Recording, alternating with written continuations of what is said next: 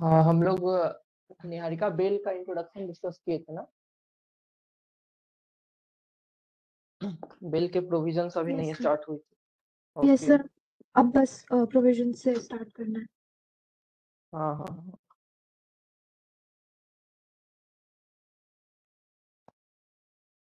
अब bell act के provisions जो बेल के हैं हम लोग स्टार्ट करते हैं। बेल का जो हम लोग इंट्रोडक्शन था वो लास्ट क्लास में डिस्कस किए थे। ठीक है, तो बेल एक्ट खोल लीजिए सभी लोग। सारिका तुम भी बेल एक्ट खोलो और सेक्शन 478 निकालो सीआरपीसी का, मतलब बीएनएसएस का, सीआरपीसी नहीं, बीएनएसएस का सेक्शन 478। चैप्टर नंबर 35 जो है, चैप्टर 35 बीएनएसएस का बेल से रिलेटेड है, बेल से रिलेटेड है, उसी के प्रोविजंस हम लोग डिस्कस करेंगे। ओके, कल्पना कोई डाउट वगैरह है क्या, कोई क्वेश्चन वगैरह? No sir. ठीक है फिर सेक्शन 478 निकालिए। सबसे पहला मैंने बताया था लास्ट क्लास में बेल के बारे में कि बेल होता क्या है, और प्राइमरली कुछ जो पॉपुलर तरीके के बेल है वो पढ़ी जाती है बेलेबल ऑफेंस में बेल, नॉन बेलेबल ऑफेंस में बेल, फिर एंटीसिपेटरी बेल पढ़ी जाती है। कुछ कुछ बेल ऑलरेडी हम लोग पढ़ चुके हैं प्रोविजंस के अंदर में, जैसे अपील फाइल करना हो तो उसके लिए, या डिफॉल्ट बेल हमने पढ़ चुका है सेक्शन 187 या 167 सीआरपीसी उसमें। तो अब जो पढ़नी है बेल को डिटेल में पढ़ दी है, और स्पेशली बेलेबल ऑफेंस में, नॉन बेलेबल ऑफेंस में मजिस्ट्रेट के कोर्ट का, हाई कोर्ट का, सेशन कोर्ट के क्या पावर्स है बेल के, किन किन केसेस में देने हैं, किन केसेस में नहीं देने हैं, ये सब पढ़ना है। तो सबसे पहला जो सेक्शन है वो बेलेबल ऑफेंस में बेल के बारे में है। In what case bail to be taken in bailable offence. Okay, ये बेलेबल ऑफेंस में बेल के बारे में बात कर रहा है सेक्शन 478। तो आइए इसको पढ़ते हैं। सबसे पहला चैप्टर नंबर 35 है, when any person other than a person accused of a non bailable offense। इसी से पता चल रहा है कि ये बेलेबल ऑफेंस के बारे में है। कह रहा है कि कोई भी पर्सन किसके बेल के बारे में बात हो रही है, क्योंकि नॉन बेलेबल ऑफेंस का एक्यूज ना हो। इसका मतलब क्या हुआ कि बेलेबल ऑफेंस का एक्यूज हो। ठीक है, तो क्वेश्चन अगर आए कि कौन सा सेक्शन बेलेबल ऑफेंस में बेल की बात करता है, तो आंसर हो गया सेक्शन 478 ऑफ बीएनएसएस 478। तो नॉन बेलेबल ऑफेंस का एक्यूज नहीं होना चाहिए अदर देन, यानी कि बेलेबल ऑफेंस का एक्यूज होना चाहिए। is arrested or detained without warrant by an officer in charge of police station or appears। Arrest किया जाता है या बुलाया जाता है कोर्ट के द्वारा, या appear होता है खुद से, जैसे भी। and is prepared at any time while in custody of such officer or at any stage of the proceeding before such court to give bail। मतलब कि अगर वो जो भी कंडीशंस है वो फुलफिल करने के लिए तैयार है, बेल जब भी मिलती है तो बेल के साथ कंडीशंस अटैच की जाती है। बेलेबल ऑफेंस में वो कंडीशंस बहुत ही माइल्ड होती है, छोटी छोटी कंडीशंस होती है। नॉन बेलेबल ऑफेंस में बहुत ज्यादा कंडीशंस होते हैं। तो जो भी कंडीशंस अटैच किए जा रहे हैं, जो भी बॉन्ड एग्जीक्यूट करना है, वो भरने के लिए इंसान रेडी होनी चाहिए, विलिंग होना चाहिए और कैपेबल भी होना चाहिए एग्जीक्यूट करने के लिए। वही लिखा है कि अगर वो पर्सन प्रिपेयर्ड है बेल को देने के लिए, मतलब वही बॉन्ड वगैरह एग्जीक्यूट करने के लिए, कब, कभी भी जब वो कस्टडी में है, at any time while in custody of such officer or at any stage of the proceeding before such court, चाहे कभी भी। अब जो है बेल जो है बेलेबल ऑफेंस में वो पुलिस भी दे सकता है और कोर्ट भी दे सकता है। ठीक है, इसीलिए लिखा हुआ है कि चाहे वो कस्टडी में पुलिस अफसर, 763 पुलिस अफसर के कस्टडी में कभी भी है उस समय, या कोर्ट कभी भी, किसी प्रोसीडिंग, किसी भी स्टेज ऑफ प्रोसीडिंग में कोर्ट भी कभी दे सकता है। तो बेलेबल ऑफेंस में जो है बेल पुलिस और कोर्ट दोनों दे सकता है।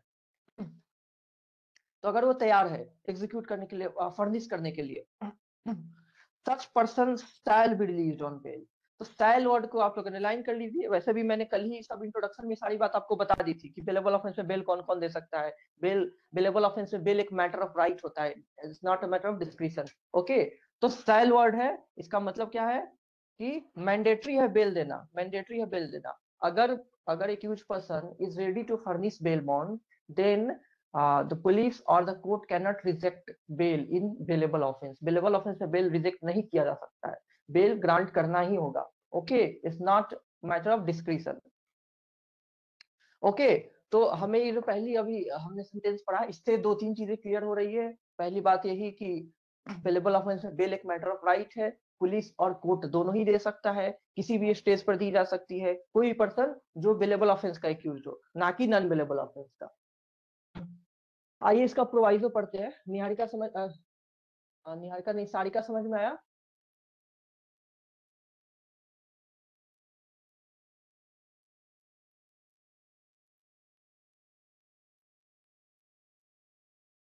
सारिका, सुचेता, तुम्हें समझ में आया? सुचेता,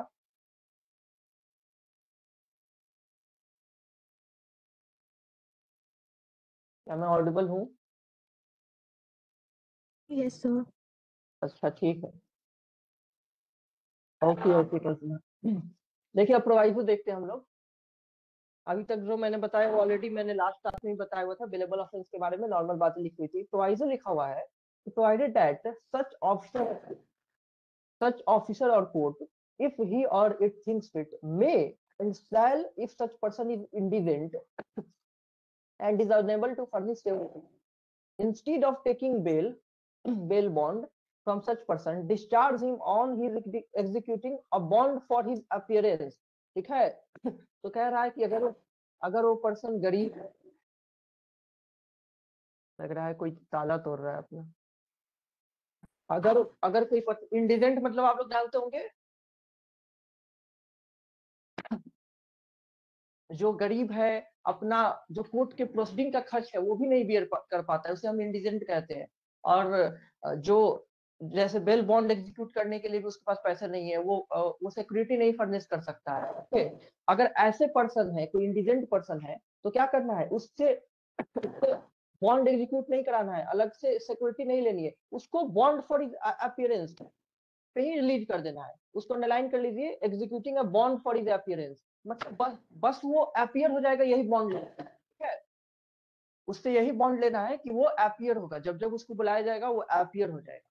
उससे जो मॉनेटरी वाली होती है सिक्योरिटी, वो नहीं ली जाएगी, वो नहीं एग्जीक्यूट कराई जाएगी कि तुम इतने इतने रुपए का तुम मॉनेटरी सिक्योरिटी दो, वो नहीं ली जाएगी। उसके अपीयरेंस के लिए बस बॉन्ड ले लिया जाएगा, अपीयरेंस के लिए बॉन्ड एग्जीक्यूट कराया जाएगा। ओके, तो लिखा हुआ है कि वो इंडिजेंट हो और अनेबल हो फर्निश सिक्योरिटी देने के लिए, क्या हो, अनेबल हो। अब कोई पर्सन हो सकता है बहुत गरीब है, उसके लिए कोई सिक्योरिटी नहीं मिल पा रहा है, उसके जान पहचान का कोई नहीं है जो कि उसके बिहाफ में सिक्योरिटी बने उसके अपीयरेंस के लिए, तो किसी सिक्योरिटी की भी जरूरत नहीं होगी। ठीक है? ये नॉन बेलेबल ऑफेंस का नहीं, बेलेबल ऑफेंस की बात है, इसलिए इतनी छूट दी गई है। तो अगर कोई सिक्योरिटी भी नहीं मिल पा रही है, तो बिना सिक्योरिटी के भी उसका खुद का बॉन्ड कि मैं अपीयर होऊंगा, उस पर भी रिलीज की जा सकती है। ठीक है कल्पना?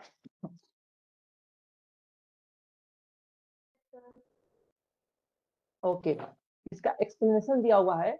एक्सप्लेनेशन बहुत इंपॉर्टेंट है, ये प्रीलिम्स के लिए बहुत इंपॉर्टेंट है।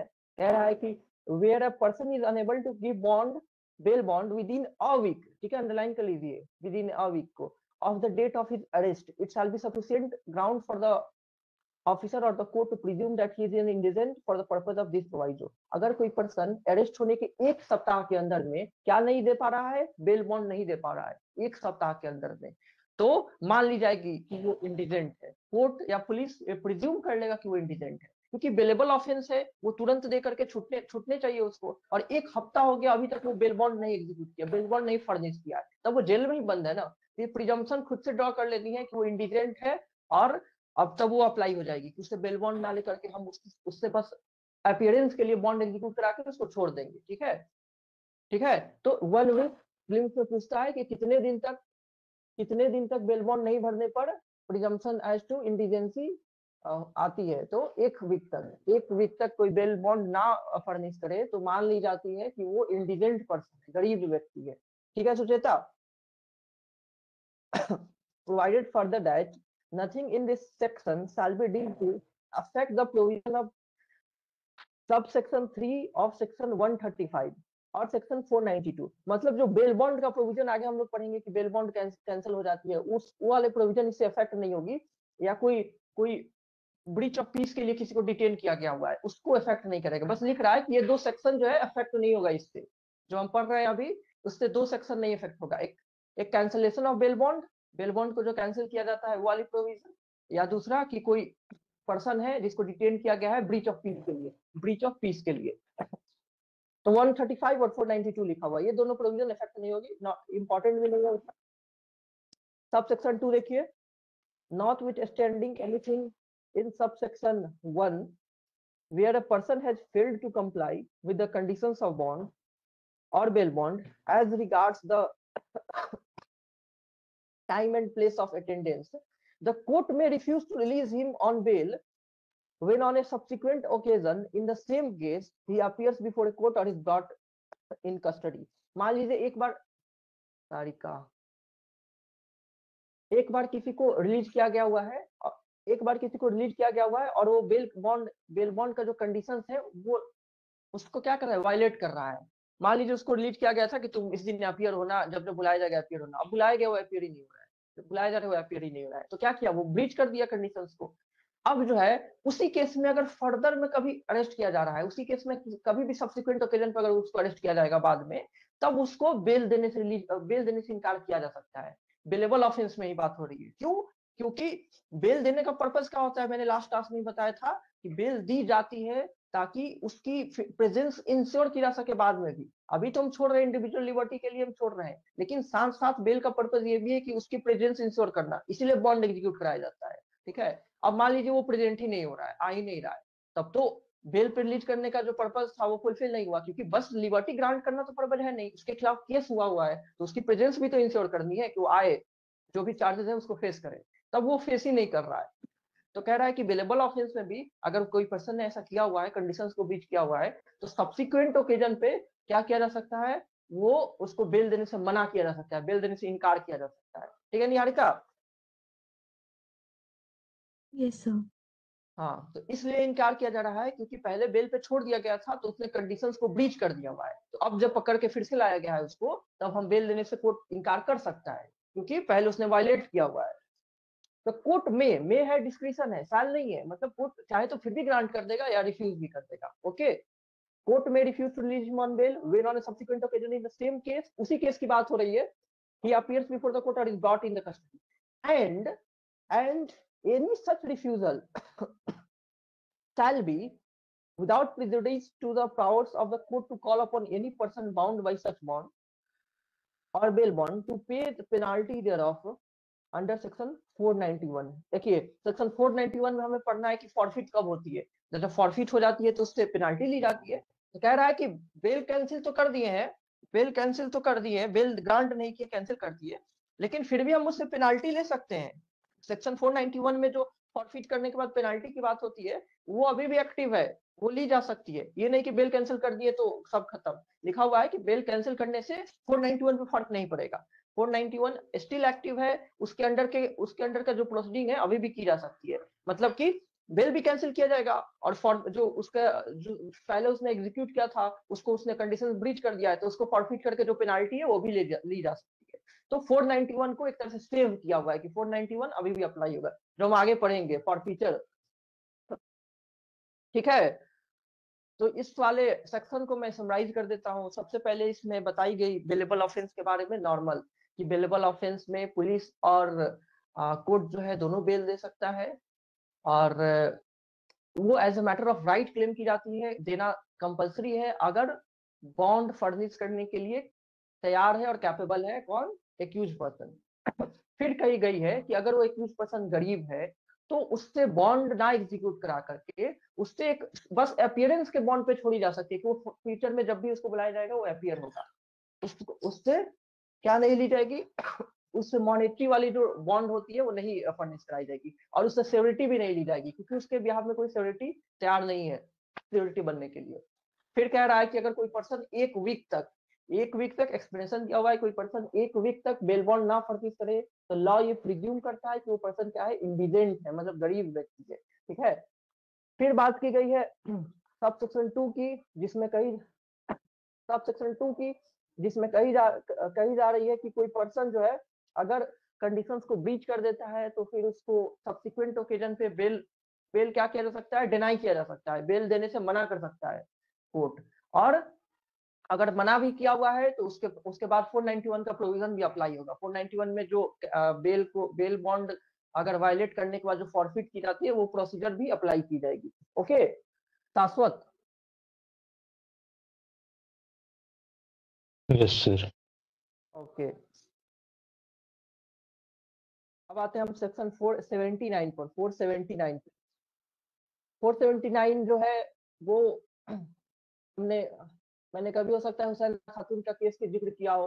Hussain Ara Khatoon versus home secretary state of Bihar, ये केस बहुत लैंडमार्क केस है जिसमें सुप्रीम कोर्ट ने कहा था कि किसी पर्सन को हम इतने समय तक नहीं डिटेन कर सकते हैं जो कि उसके कन्विक्शन के बाद जो इम्प्रिजनमेंट हो उससे भी ज्यादा हो। अगर कोई ऑफेंस पनिशेबल है 3 साल तक के लिए, तो कन्विक्ट हो जाए तो ज्यादा से ज्यादा सजा कितना साल का हो सकता है? 3 साल का हो सकता है। 3 साल से ज्यादा सजा तो नहीं हो सकती है क्योंकि मैक्सिमम इम्प्रिजनमेंट ही उस ऑफेंस का 3 साल है।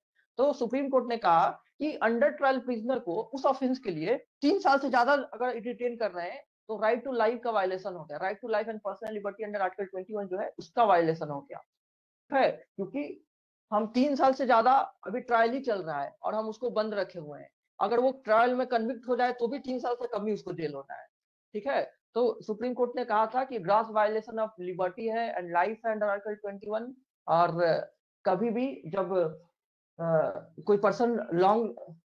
कोई पर्सन डिटेंशन में है और ट्रायल जो है अंडरगोइंग जाया जा रहा है तो वो जो है क्लेम कर सकता है बेल इस ग्राउंड पे कि ट्रायल पेंडिंग चल रहा है, ट्रायल खत्म नहीं हो रही है, उसको बेल दे दी जाए। तो ये जो प्रोविजन है 479 इसी तरह की बात करता है कि कोई पर्सन जो है maximum period for which. Sir एक बार केस का नाम रिपीट कर दीजिएगा। Hussain Ara Khatoon versus state of Bihar कह सकती हो या versus home secretary state of Bihar, पूरा नाम उसका था versus home secretary state of Bihar. उसी केस में फ्री लीगल एड की भी चर्चा हुई थी, उसी केस में स्पीडी ट्रायल की चर्चा हुई थी, क्योंकि स्पीडी ट्रायल की तो बात हो रही है। अगर स्पीडी ट्रायल आप ना कर रहे हैं और ट्रायल बहुत दिन तक जा रहा है तो आपको रिलीज करनी है, बेल पे रिलीज करनी है। ओके, बहुत ही लैंडमार्क केस है हुसैन आरा खातून का। नोट कर लिया सारिका तुमने? Hussain Ara Khatoon versus state of Bihar. Yes sir हो गया। ओके अब देखिए 479 maximum period for which under trial prisoner can be retain. एक under trial prisoner, under trial मतलब जिसका ट्रायल चले जा रहा है, ठीक है, जिसका ट्रायल चल रहा है, ट्रायल खत्म नहीं हुई है, तो एक अंडर ट्रायल प्रिजनर को ज्यादा से ज्यादा कितने समय तक हम जेल में रख सकते हैं? ओके, एक अंडर ट्रायल प्रिजनर को ज्यादा से ज्यादा कब तक हम जेल में रख सकते हैं, वही दिया हुआ है इस प्रोविजन में। तो आइए देखते हैं, लिखा हुआ है कि where a person has during the period of investigation, inquiry or trial under the Sanhita of an offense under any law not being an offense for which punishment of death or life imprisonment has been specified as one of the punishment under the law। ठीक है, तो सबसे पहले तो death और life को exclude कर दिया हुआ है, वो ऑफेंस डेथ या लाइफ इंप्रिजनमेंट वाली नहीं होनी चाहिए, यानी कि ये प्रोविजन उसके लिए नहीं है। अगर कोई पर्सन ऐसा ऑफेंस किया है जिसका पनिशमेंट डेथ भी है, जैसे मर्डर हो गया, डेथ भी है या लाइफ इंप्रिजनमेंट भी है, उसके लिए ये नहीं अप्लाई होगा। इसमें रखी जा सकती है ज्यादा समय के लिए भी, क्योंकि डेथ तो ईयर में डिवाइड नहीं हो सकती है कि बताई जाए कि हाँ इतने साल तक के लिए पनिशमेंट होता और उतना से ज्यादा रह चुका है, उसका आधा से ज्यादा रह चुका है या उससे ज्यादा रह चुका है। या लाइफ इंप्रिजनमेंट भी पूरे लाइफ के लिए होती है, तो इसका भी डिवीजन नहीं की जा सकती है। ठीक है, फॉर सम पर्पज डिवीजन होती है, हम लोग डिस्कस किए हुए हैं, लेकिन यहाँ पे जो लिखा हुआ है डेथ और लाइफ इंप्रिजनमेंट को एक्सक्लूड किया गया हुआ है। डेथ और लाइफ इंप्रिजनमेंट वाली ऑफेंस किसी ने किया हुआ है तो उस पर यह प्रोविजन नहीं अप्लाई होगा। लिखा हुआ है has undergone detention for a period extending up to 1/2, तो 1/2 को अंडरलाइन कर लीजिए। 1/2 किसके? 1/2 of the maximum period of imprisonment specified for that offence. उस ऑफेंस का जितना सजा है, ऑफेंस का सजा 10 साल तक है मैक्सिमम सजा, मतलब up to extending up to लिखा रहता है ना, विच में एक्सटेंड टू 10 इयर्स। ठीक है, वही जो मैक्सिमम सजा है उसका 1/2 बोल रहा है, मैक्सिमम सजा का 1/2, यानी कि 5 साल हो गया। अगर 14 साल है तो 7 साल हो गया। तो जो मैक्सिमम सजा हो सकता है उस ऑफेंस का, उसका 1/2 वो जेल में रह चुका है। ठीक है, उसका 1/2 वो जेल में रह चुका है। Undergone detention for a period extending up to 1/2 of the maximum period of imprisonment specified for that offense। ठीक है, उस ऑफेंस की जितनी सजा है उसका 1/2 वो जेल में रह चुका है ऑलरेडी, 5 साल से वो जेल में ही है उस ऑफेंस के लिए जिसकी सजा ज्यादा से ज्यादा 10 साल हो सकती है। he shall be released by the court on bail। shall को अंडरलाइन कर लीजिए, shall को अंडरलाइन कर लीजिए, देन उसको रिलीज की जाएगी बेल पर, और बेल पर रिलीज करना वो क्लेम कर सकता है। अब नॉर्मल रूल यही है कि उसको बेल पर रिलीज कर देनी है, इसमें डिस्क्रिप्शन कम अप्लाई करना है, इसके भी एक्सेप्शंस है, लेकिन नॉर्मली अगर ये कंडीशन फुलफिल हो जाती है कि कोई हाफ से ज्यादा टर्म जो मैक्सिमम इम्प्रिजनमेंट का है वो ऑलरेडी जेल में काट चुका है और ट्रायल अभी भी चली जा रहा है, चले जा रहा है, कन्विक्शन नहीं हुई है उसकी, देन उसको बेल पे रिलीज करना पड़ेगा। ठीक है सारिका? Yes sir. हाँ, तो कोई ऑफेंस जिसकी सजा 4 साल हो सकती है मैक्सिमम, और उसके लिए कोई 2 साल ऑलरेडी जेल में रह चुका है ट्रायल के समय, कन्विक्शन नहीं हुई है ट्रायल के समय, तब उसका राइट बन जाता है कि वो बेल पे रिलीज हो जाए। ठीक है, लेकिन इसका प्रोवाइजो दिया हुआ है। ठीक है, shall be released by the court on bail provided that where such person is first time offender। अब अगला सिचुएशन दिया कि अगर वो पर्सन पहली बार में किसी कोई ऑफेंस को किया हुआ है, who has never been convicted of any offense in the past, वही बात हुई, कभी उसकी कन्विक्शन नहीं हुई है, he shall be released on bond by the court if he has undergone detention for the period extending up to 1/3। अब 1/3 को अंडरलाइन कर लीजिए, of the maximum prison period for that offense।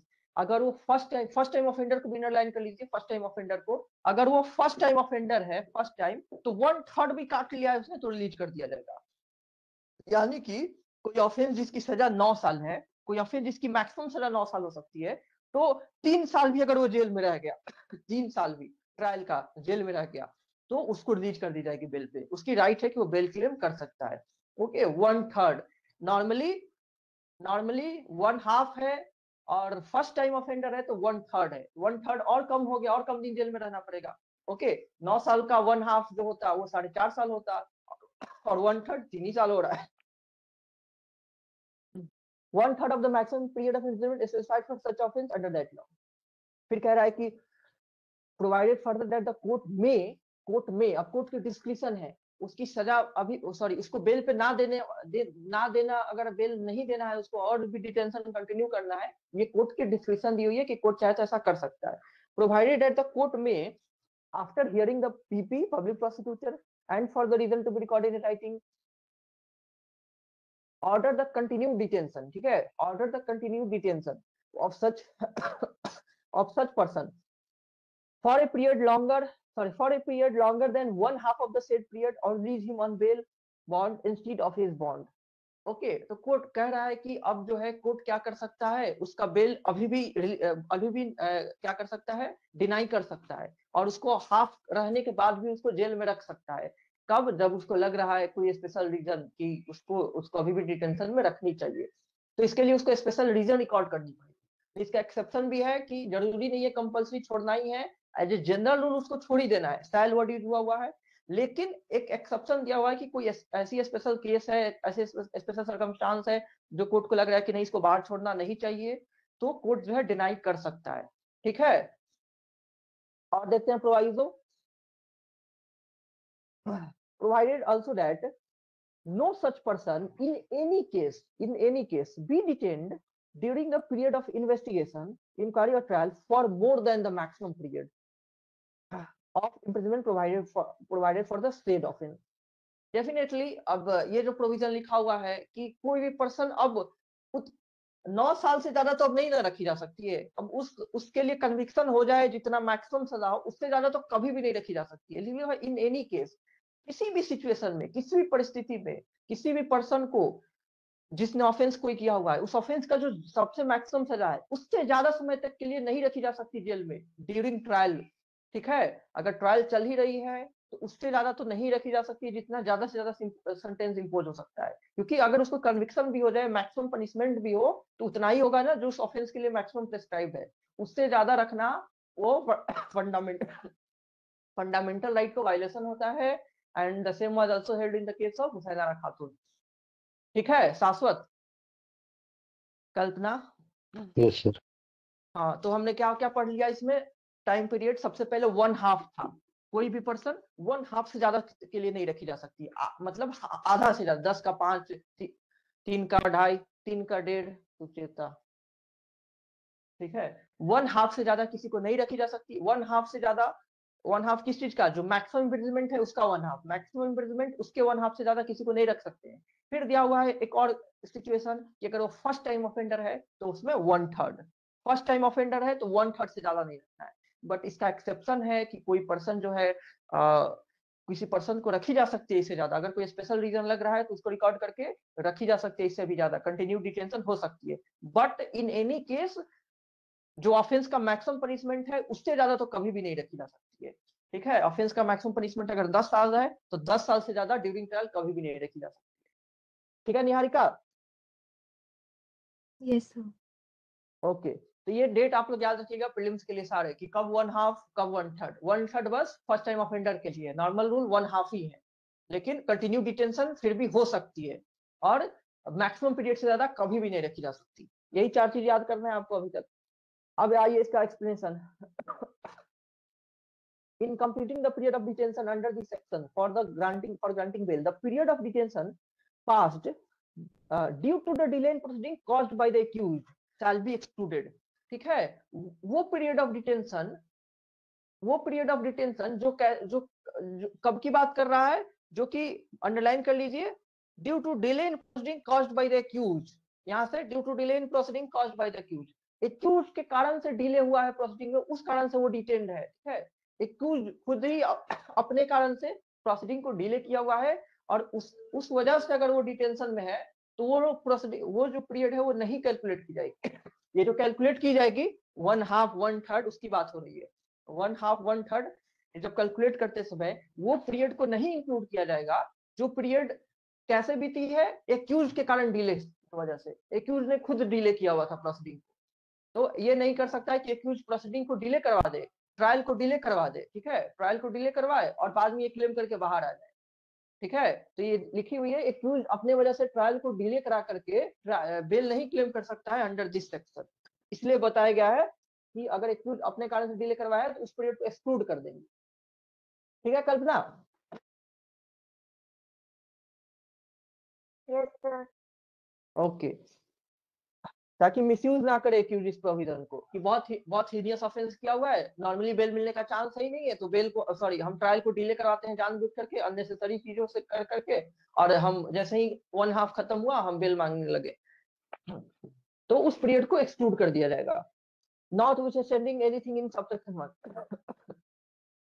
and subject to the third proviso thereof, where an investigation, inquiry or trial in more than one offense or in multiple cases are pending against a person, he shall not be released on bail by the court।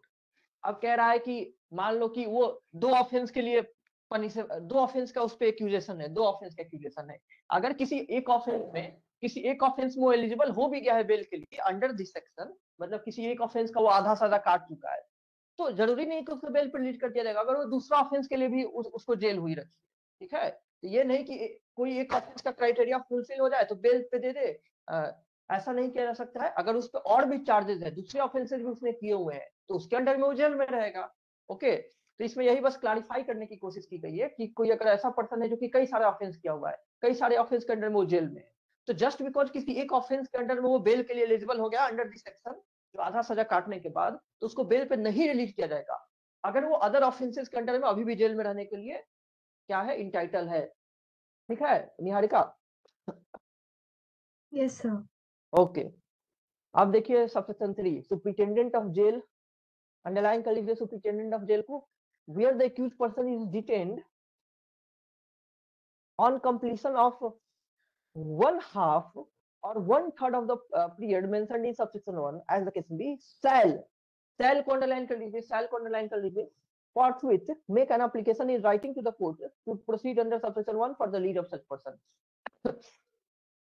ये जिम्मेवारी दी गई है jail के superintendent को कि उसके jail में जितने भी कैदी हैं अगर वो 1/2 काट लिए जेल में, अपने जो ऑफेंस के लिए उसका 1/2 क्रॉस कर गया, या 1/3 अगर फर्स्ट टाइम ऑफेंडर है 1/3 क्रॉस कर गया, तो उसको जिम्मेवारी दी गई है कि वो कोर्ट में उसको भेजे और कोर्ट में अप्लाई करे कि इसको बेल दे दी जाए। ठीक है, इस मैटर को कोर्ट में रिफर करने की जिम्मेवारी सुपरिटेंडेंट ऑफ जेल की दी गई है, क्योंकि बहुत लोग इलिटरेट हैं या लिटरेट भी है तो लॉ की जानकारी नहीं है, तो सुपरिटेंडेंट ऑफ जेल को पे एक रिस्पॉन्सिबिलिटी दी गई है कि उसको मेंटेन करना है रिकॉर्ड की कौन पर्सन उसके जेल में है जो अंडर ट्रायल है, कौन कौन से अंडर ट्रायल प्रिजनर्स उसके जेल में है और किस ऑफेंस के लिए है और उस ऑफेंस का मैक्सिमम पनिशमेंट क्या है, ये डेटा वो मेंटेन रखेगा। और जैसे ही कोई पर्सन 1/2 क्रॉस किया तो उसको कोर्ट में इस मैटर को रिफर करना है ताकि कोर्ट से उसको बेल मिल जाए। ओके, या जैसे ही 1/3 कोई क्रॉस किया फर्स्ट टाइम ऑफेंडर तो कोर्ट को रिफर करना है ताकि कोर्ट उसको बेल दे। समझ में आया सारी का ये वाली बात?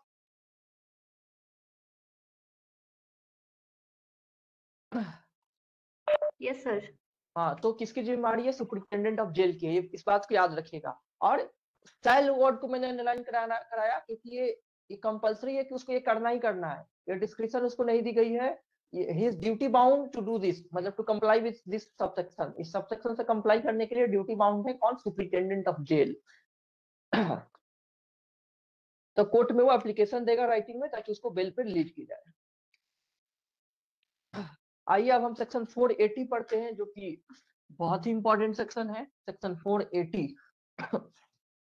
इसका भी बेसिक्स जो है मैंने कल बताया, कल मतलब लास्ट क्लास में बताया हुआ था कि नॉन बेलेबल ऑफेंस का बेल अब हो गया bail in non bailable offence. और ये जो सेक्शन है वो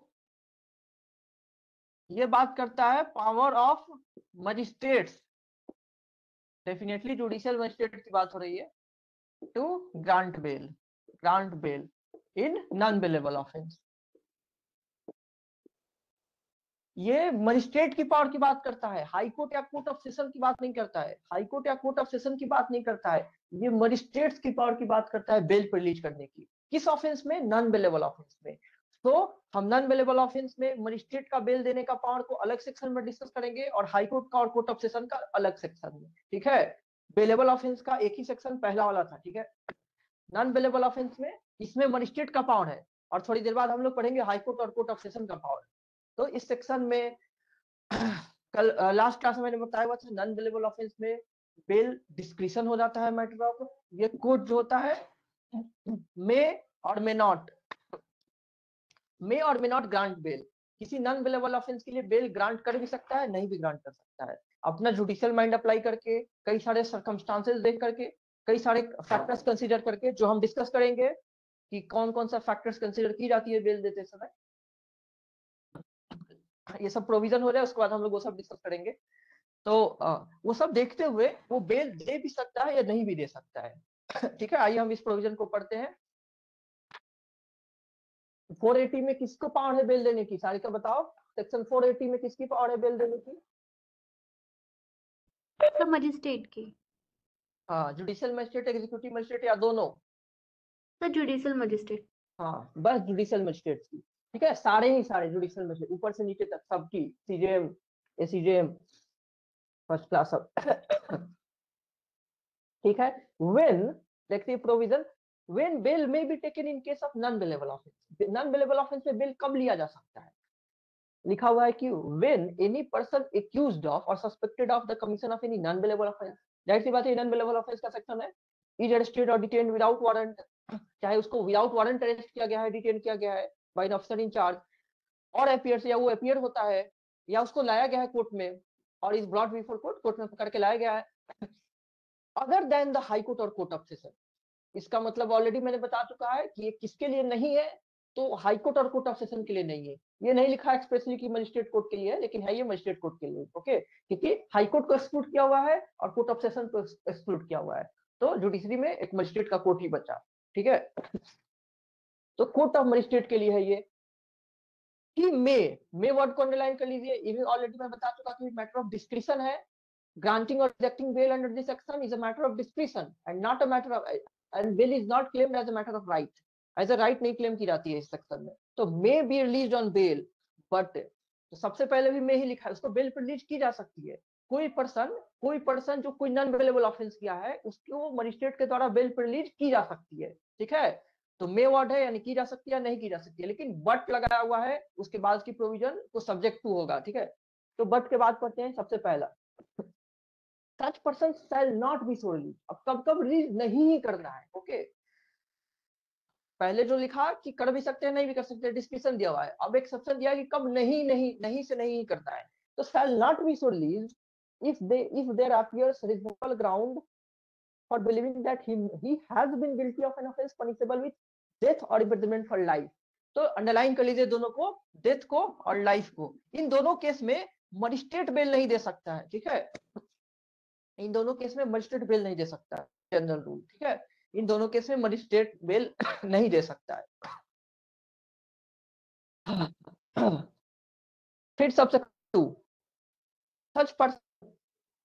sub clause 2, such person shall not be so released। फिर एक और कंडीशन दिया कि नहीं रिलीज की जाएगी if such offense is a cognizable offense।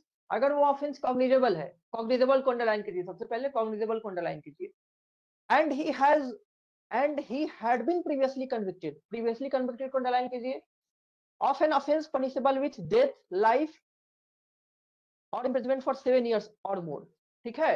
तो डेथ को अंडरलाइन कीजिए, लाइफ को या 7+ को, या कहीं लिख लीजिए बगल में।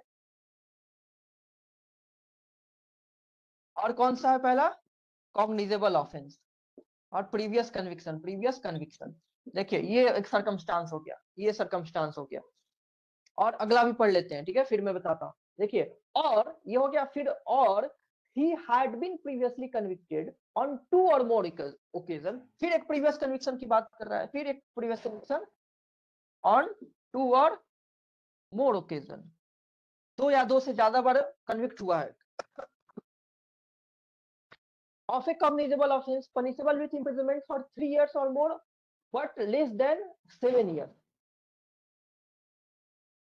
3 to 7 years वाले imprisonment के लिए। अब देखिए दूसरा सर्कमस्टांस क्या कर रहा है, दूसरा सर्कमस्टांस क्या कर रहा है। पहला जो क्लॉज था वो कह रहा था कि कोई डेथ वाली या लाइफ वाली, जो कोई डेथ पनिशमेंट वाली ऑफेंस किया है, लाइफ इम्प्रिजनमेंट वाली किया है, उसको जुडिशियल मजिस्ट्रेट बेल नहीं दे सकता है, जुडिशियल मजिस्ट्रेट बेल नहीं दे सकता है। अब दूसरा जो कह रहा है, इसका दूसरा क्लॉज कह रहा है कि किसी पर्सन ने, किसी एक्यूज ने एक कॉग्निजेबल ऑफेंस किया हुआ है, कॉग्निजेबल ऑफेंस किया हुआ है, अभी कॉग्निजेबल ऑफेंस किया है अभी, लेकिन इससे पहले उसका एक बार प्रीवियस कन्विक्शन हो चुका है, एक बार ऑलरेडी वो प्रीवियसली कन्विक्टेड हो चुका है। ऐसे ऑफेंस के लिए जिसकी सजा डेथ हो, लाइफ हो या 7 साल से ज्यादा की हो, ठीक है, ये अभी की बात नहीं हो रही है, प्रीवियस कन्विक्शन। अभी वाला ऑफेंस कॉग्निजेबल ऑफेंस है, और इससे पहले वो एक बार ऑफेंस के लिए उसकी कन्विक्शन हो चुकी है, जिसकी सजा डेथ हो या लाइफ हो या 7+ हो, ठीक है, एक ऑफेंस किया हो, 1 प्रीवियस कन्विक्शन। एक और सिचुएशन दिया हुआ है कि ये ना करके इससे कम वाली ऑफेंस की हुई है, लेकिन 2 या 2 से ज्यादा बार। फिर कह रहा है कि इससे पहले वो 2, 3, 4 कितना, एक से ज्यादा कितना भी मान लीजिए, एक से ज्यादा कितना बार भी, इससे पहले वो फिर प्रीवियस कन्विक्शन हो चुका है, वो भी 2 या 2 से ज्यादा ओकेजन पे, मतलब 2 बार कन्विक्ट हो चुका है, 3 बार कन्विक्ट हो चुका है। किस ऑफेंस के लिए, जिसकी सजा 3 से 7 साल के बीच हो। इसमें 7 से ज्यादा था, इसमें 7 से कम वाला, 3 से 7 के बीच वाला है। यानी कि 7 साल से ज्यादा के लिए या तो एक बार कन्विक्ट हुआ है, या 3 से 7 साल के बीच में एक से ज्यादा बार कभी कन्विक्ट हुआ प्रीवियसली, ठीक है, और किसी कॉग्निजेबल ऑफेंस के लिए अभी एक्यूज है, देन उसको बेल नहीं देनी है, उसको बेल नहीं देनी है। एक सेकंड आप रुकिए थोड़ा, ताला तोड़ रहा।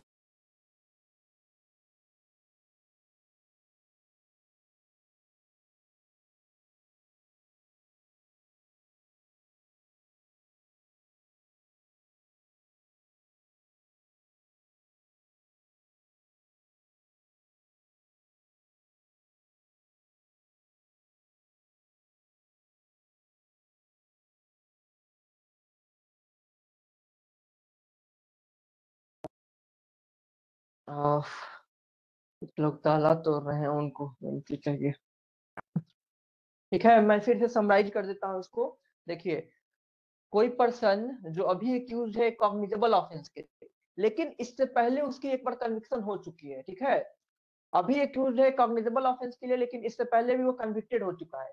तो किस ऑफेंस के लिए, ऐसा ऑफेंस जिसकी सजा 7 साल से ज्यादा हो, डेथ हो या लाइफ हो, उसके लिए एक बार कन्विक्ट हो चुका है पहले, ठीक है, या 3 से 7 साल वाले पनिशमेंट वाले ऑफेंस के लिए 2, 3, 4 मतलब एक से ज्यादा कितने बार के लिए भी कन्विक्ट हो चुका है। हो सकता है वो 2 बार कन्विक्ट हुआ है, 2 बार कन्विक्ट हुआ है ऐसे ऑफेंस के लिए जिसकी सजा 3 से 7 साल के बीच में, तो भी उसको बेल नहीं मिलेगी। या एक ही बार कन्विक्ट हुआ है ऐसे ऑफेंस के लिए जिसकी सजा 10 साल है, जिसकी सजा 15 साल है, मतलब 7 से ज्यादा कुछ भी है, तो भी उसको बेल नहीं मिलेगी। समझ में आ रहा है सारिका? Yes sir. ओके, कोई है जिसको डाउट है इसमें, ये वाली कंडीशन, ये वाली सिचुएशन में कॉग्निजेबल ऑफेंस हो या एक बार प्रीवियस कन्विक्शन हो फॉर दिस, या एक से ज्यादा बार प्रीवियस कन्विक्शन हो फॉर दिस, 3 से 7 साल वाली। सुचेता तुम्हें समझ में आया? शाश्वत?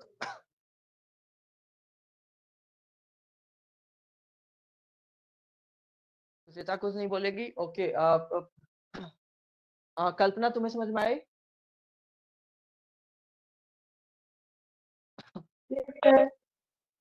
ठीक है, ठीक है। फिर हम लोग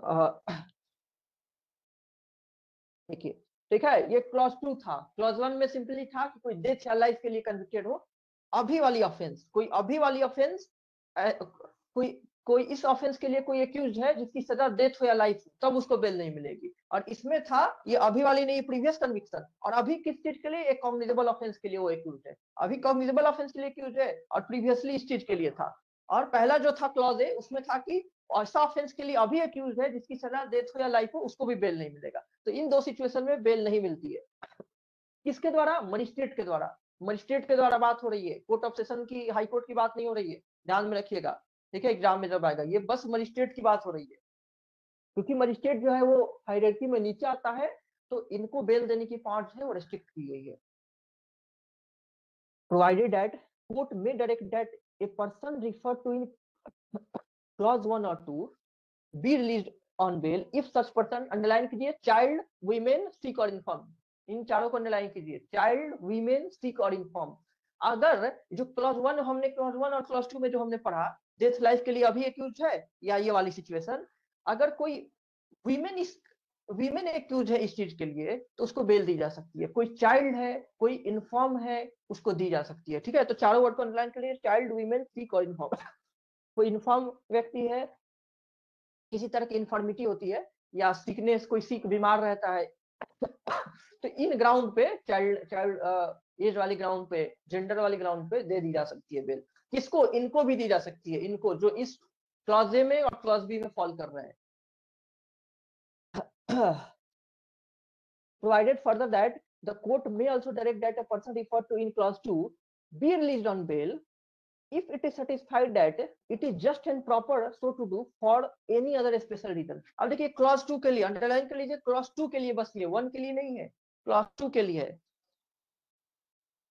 क्लॉज 2 के लिए। क्लॉज 2 जो था, ये जो था इससे कम हीनियस है थोड़ा सा।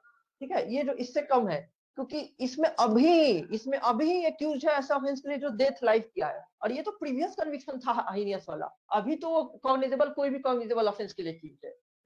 ठीक है, क्लॉज ए में था कि जो अभी का ऑफेंस है उसका, जिसके लिए एक्यूज है, उसकी सजा डेथ है, लाइफ है। इसका ये नहीं दिया हुआ है एक्सेप्शन, इसका एक्सेप्शन दिया हुआ है। कह रहा है कि अगर ये वाली सिचुएशन है, ये वाली सिचुएशन है, तो मजिस्ट्रेट जो है वो बेल दे सकता है अगर उसको कोई स्पेशल रीजन लग रहा है। अगर मजिस्ट्रेट को लग रहा है कि जस्टिस सर्व करने के लिए कोई बहुत ही स्पेशल रीजन लग रहा है कि नहीं, इसको बेल दे देनी चाहिए, तो magistrate can grant bail. Okay Shashwat? Yes sir. हाँ, तो पहले सिचुएशन बताई गई कि बेल नहीं देनी है कब कब, अब बताई जा रही है कब कब दे भी सकता है। इन सिचुएशन में नहीं देनी है, इन सिचुएशन में नहीं देनी है। फिर कह रहा है इन दोनों सिचुएशन में अगर वीमेन ने, चाइल्ड ने, सिक ने, इन्फॉर्म ने किया हो तो दे सकता है। या इस सिचुएशन में, दूसरी वाली सिचुएशन में, अगर कोई ऐसा पर्सन, अगर किसी पर्सन ने किया हुआ एक्यूज है और कोर्ट को लग रहा है फॉर एनी स्पेशल रीजन कि बेल दे दे, यस आ गई, तो कोर्ट बेल दे सकता है। तो स्पेशल रीजन को भी अंडरलाइन कर लीजिए, और क्लॉज 2 को, और ये जो दोनों बेल देना जो हमने पढ़ा एक्सेप्शन, ये दोनों डिस्क्रिप्शन है, दोनों में मे वर्ड यूज है। ठीक है, मे वर्ड यूज है।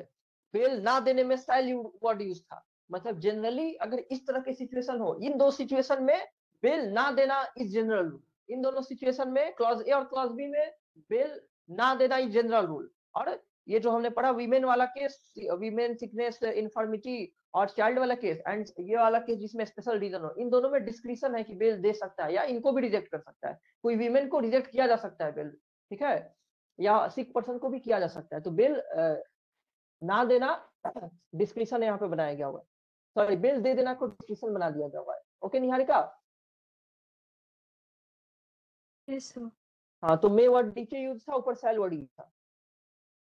फिर प्रोवाइजो देखते हैं। Provided also that the mere fact that an accused person may be required for being identified by witness during investigation। ठीक है, ये पहला दे दिया सिचुएशन। दूसरा और क्या लिखा है, और for police custody beyond the 15 days, ये नया लाया हुआ है। पहले सीआरपीसी में बस यही बात लिखी हुई थी, identified by the witness during examination. मतलब जस्ट बिकॉज किसी पर्सन का टेस्ट आइडेंटिफिकेशन परेड करना है। टेस्ट आइडेंटिफिकेशन परेड होता है, पहचानाया जाता है कि हाँ इसने किया हुआ था। तो जस्ट बिकॉज किसी पर्सन का टेस्ट आइडेंटिफिकेशन परेड होना है, इस ग्राउंड पे बेल नहीं मना किया जा सकता है। ठीक है, ये पहले बस इतना ही था, लेकिन बीएनएसएस में ये और के बाद वाला ऐड किया है कि for police custody police custody beyond the 15 days. अगर किसी पर्सन की पुलिस कस्टडी की जरूरी लग रही है 15 दिन के बाद भी, अगर ऐसा लग रहा है कि 15 दिन के बाद भी हमें इसकी पुलिस कस्टडी चाहिए होगा, ऐसी सिचुएशन है, इस ग्राउंड पे भी बेल नहीं रिजेक्ट की जा सकती है। ठीक है, तो mere fact that this दो सिचुएशन दिया shall not be sufficient ground for refusing to grant bail, जो कि मैंने बताया कि ऑन दो ग्राउंड पे merely इन दो ग्राउंड पे बेल नहीं रिजेक्ट की सकती। कौन दो ग्राउंड? एक पहला लिखा हुआ है कि किसी पर्सन की टेस्ट आइडेंटिफिकेशन परेड करनी है, merely on this ground bail cannot be refused। दूसरा दिया हुआ है कि किसी पर्सन को 15 दिन के बियॉन्ड भी उसको पुलिस कस्टडी चाहिए होगी, ऐसा लग रहा है, इस ग्राउंड पे भी बेल नहीं रिजेक्ट करनी है। ये दो ग्राउंड हो अगर, तो बेल नहीं रिजेक्ट करनी है merely on this ground। मतलब ये अकेला ये सफिशिएंट ग्राउंड नहीं है जिसपे बेल रिजेक्ट कर दी जाए, और भी अगर रीजन है तो की जा सकती है। If he is otherwise entitled, मतलब अगर वो अदरवाइज इंटाइटल्ड है बेल के लिए, तो merely on this ground bail नहीं रिजेक्ट की जाएगी। To be released on bail and gives an undertaking that he shall comply with such directions as may be given in court। अगर वो तैयार है कि हाँ अगर मेरा टेस्ट आइडेंटिफिकेशन होना है तो मैं आ जाऊंगा, अगर वो तैयार है कि पुलिस को जब जब जरूरत पड़ेगी तो मैं आऊंगा, हेल्प करूंगा इन्वेस्टिगेशन में, तो जस्ट बिकॉज की टेस्ट आइडेंटिफिकेशन परेड करानी है या जस्ट बिकॉज उसकी पुलिस कस्टडी चाहिए होगी 15 दिन के बाद, इस ग्राउंड पे बेल नहीं रिजेक्ट की जा सकती है। ठीक है शाश्वत? ओके ओके, तो ये एक स्पेशल सिनारियो दिया था कि इस दो सिचुएशन में, दोनों सिचुएशन आप याद रखेंगे, अंडरलाइन भी कर सकते हैं, अगर आपने लिखा होगा तो लिख लिया होगा। पहला क्या था, टेस्ट आइडेंटिफिकेशन परेड था, जो लिखा हुआ है identification by witness during investigation, इसको वही कहते हैं। दूसरा है और के बाद for police custody beyond the 15 days is no ground. Provided also that no person shall, यसी सेक्शन 480 चल रहा है, सेक्शन 480 चल रहा है यसी। Okay sir. Okay. Provided also that no person shall, if the offence alleged to have been committed by him is punishable with death या life या imprisonment for a term 7 years or more, bail by the court under this section without giving an opportunity of hearing to the public prosecutor। ठीक है, तो ये last वाली line है, बस वही इंपॉर्टेंट है कि बिना पब्लिक प्रोसिक्यूटर को सुने हुए नहीं करेंगे। तो कौन कौन से ऑफेंस के लिए? जिसकी सजा डेथ हो या लाइफ हो या 7 साल से ज्यादा हो। कोई ऑफेंस जिसकी सजा डेथ हो, लाइफ हो या 7 साल से ज्यादा हो, अगर उसको बेल देना भी है, कोर्ट को देना भी है, तो तब तक नहीं देगा जब तक पीपी को सुन ना ले। क्योंकि पीपी क्या क्लेम करेगा कि उसका बेल क्यों रिजेक्ट करवा दिया जाए। पीपी तो स्टेट को रिप्रेजेंट करेगा ना, विक्टिम को रिप्रेजेंट करेगा, स्टेट को रिप्रेजेंट करेगा। तो पीपी आके रीजंस बताएगा कि बेल क्यों नहीं देनी चाहिए। तो बिना पीपी को सुने हुए बेल नहीं ग्रांट करती है। ऐसे ऑफेंस जिसकी सजा डेथ हो, ऐसा ऑफेंस जिसकी सजा लाइफ इम्प्रिजनमेंट हो या 7 साल से ज्यादा हो। आइए सब सेक्शन 2 देखते हैं। सब सेक्शन 2 ये सारे सब सेक्शन 1 में ही लिखी हुई थी। ये सब सेक्शन 1 में कि मजिस्ट्रेट जो है वो कब कब बेल दे सकता है। मजिस्ट्रेट जो है कब कब बेल दे सकता है, तो सबसे पहले नॉर्मली लिखा होता है बेल दे सकता है मजिस्ट्रेट, डिस्क्रिप्शन है, लेकिन डिस्क्रिप्शन है। लेकिन फिर इसका एक्सेप्शन बनाया क्लॉज ए क्लॉज बी कि कब कब नहीं देनी है बेल। ठीक है, अगर वो डेथ के लिए, लाइफ के लिए है सजा तो नहीं देनी है, या अगर वो कॉग्निजेबल ऑफेंस किया हुआ है और प्रीवियस कन्विक्शन हो, वो दोनों सर्कमस्टांस में तो भी नहीं देनी है बेल। फिर बताया कि अगर वो सीख हो, वही पर्सन अगर सीख हो, इन्फॉर्म हो, फीमेल हो या चाइल्ड हो, तो उसको बेल दे सकता है या नहीं भी दे सकता है। फिर बताया कि उसको बेल, उसके बाद हम लोग पढ़े कि कुछ और प्रोवाइजो कि अगर उसकी जरूरी है विटनेस टेस्ट आइडेंटिफिकेशन परेड के लिए, या उसको फर्दर इन्वेस्टिगेशन के लिए पुलिस डिटेंशन चाहिए, इस ग्राउंड पे जो है बेल रिजेक्ट नहीं की जा सकती। इस ग्राउंड पे bail reject, merely on this ground bail reject नहीं की जा सकती। सब सेक्शन 2 देखते हैं। If it appears to such court और such officer or court at any stage of the investigation, inquiry or trial, as the case may be, that there are not reasonable ground for believing that the accused has committed a non-bailable offense। Underline कर लीजिए पूरी line को, there are not reasonable ground for believing that the accused has committed a non-believable offense. कभी भी अगर court को ऐसा लग रहा है किसी भी स्टेज पे अगर मजिस्ट्रेट को ऐसा लग रहा है कि उसको ऐसा फील आ गया है, मतलब ट्रायल चलते चलते या किसी भी स्टेज पे ऐसा फील आ गया है कि इसने ऑफेंस नहीं किया हुआ है, ठीक है, there are not reasonable ground for believing that the accused has committed a non bailable offence, इसने कोई नॉन बिलीवेबल ऑफेंस नहीं किया हुआ है अगर उसको ऐसा फील आ रहा है, but that there are sufficient ground for further inquiry into his guilt, लेकिन वो अभी श्योर नहीं है, उसको ये लग रहा है कि हाँ गिल्ट के रिगार्डिंग फर्दर इंक्वायरी जरूरी है, बट उसको ऐसा लग रहा है कि ये नॉन बिलेबल ऑफेंस नहीं किया, हो सकता है कोई बिलेबल ऑफेंस किया हो, ठीक है, हो सकता है बिलेबल ऑफेंस किया हो, तो पूरी की पूरी छोड़ने की बात नहीं होगी, उसको बेल देने की बात होगी। मजिस्ट्रेट को ये लग रहा है कि ये कोई नॉन बिलेबल ऑफेंस नहीं किया है, लेकिन फर्दर इंक्वायरी जरूरी अभी भी लग रही है, क्योंकि हो सकता है कोई बिलेबल ऑफेंस किया हो।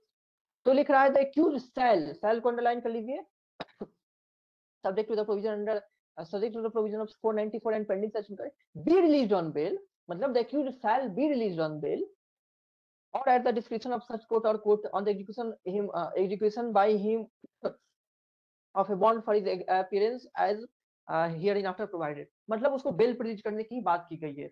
कब बेल पे रिलीज करने की बात की गई है? अगर किसी भी स्टेज पर मजिस्ट्रेट को ऐसा लग रहा है कि कोई accused person non bailable offence नहीं किया है, हाउएवर उसको लग रहा है कि इन्वेस्टिगेशन फर्दर इंक्वायरी या ट्रायल सब जरूरी है, इन दैट केस वो उसको बेल पे रिलीज कर देगा, और सेल वर्ड यूज है यानी बेल पे रिलीज कंपल्सरी कर देगा, क्योंकि एक नॉन बेलेबल ऑफेंस ऐसा भी लग रहा है कि नॉन बेलेबल ऑफेंस नहीं किया, और बेलेबल ऑफेंस में तो बेल राइट बन जाता है, तो फिर उसको बेल जेल में रखना वुड नॉट बी जस्टिफाइड।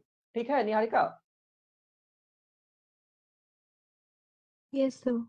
हाँ, बेलेबल ऑफेंस में बेल राइट बन जाता है, तो अगर बेलेबल ऑफेंस किया भी होगा तो बेल तो उसको मिलनी ही चाहिए, बेल तो उसको मिलनी ही चाहिए, दैट्स व्हाई इसको बेल पे रिलीज करने की बात की गई है विद वर्ड, डिस्क्रिप्शन भी नहीं।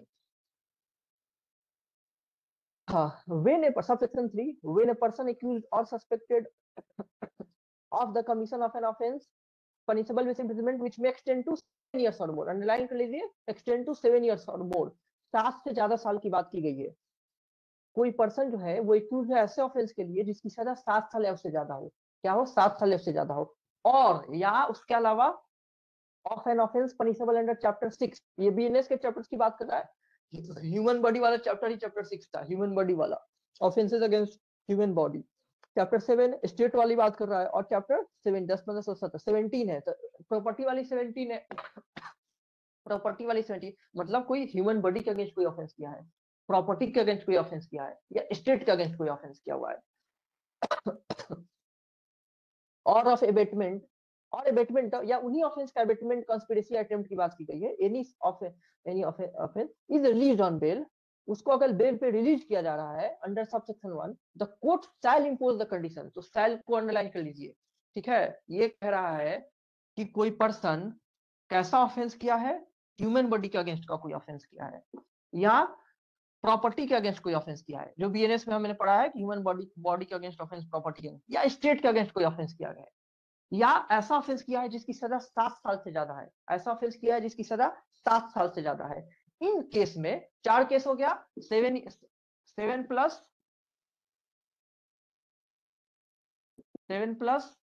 ह्यूमन बॉडी प्रॉपर्टी वाली हो गई और स्टेट हो गई, कोई इस ऑफेंस के लिए एक्यूज किया गया हुआ है, उसको बेल पे अगर छोड़ा जा रहा है तो कंपलसरी रूप से ये वाली कंडीशंस अटैच करनी है, ठीक है, कंपलसरी रूप से लिखा हुआ है the court shall impose the condition, shall impose है यानी इन कंडीशंस पे उसको बेल पर रिलीज की जाएगी, समझ में आ रहा है? यस सी?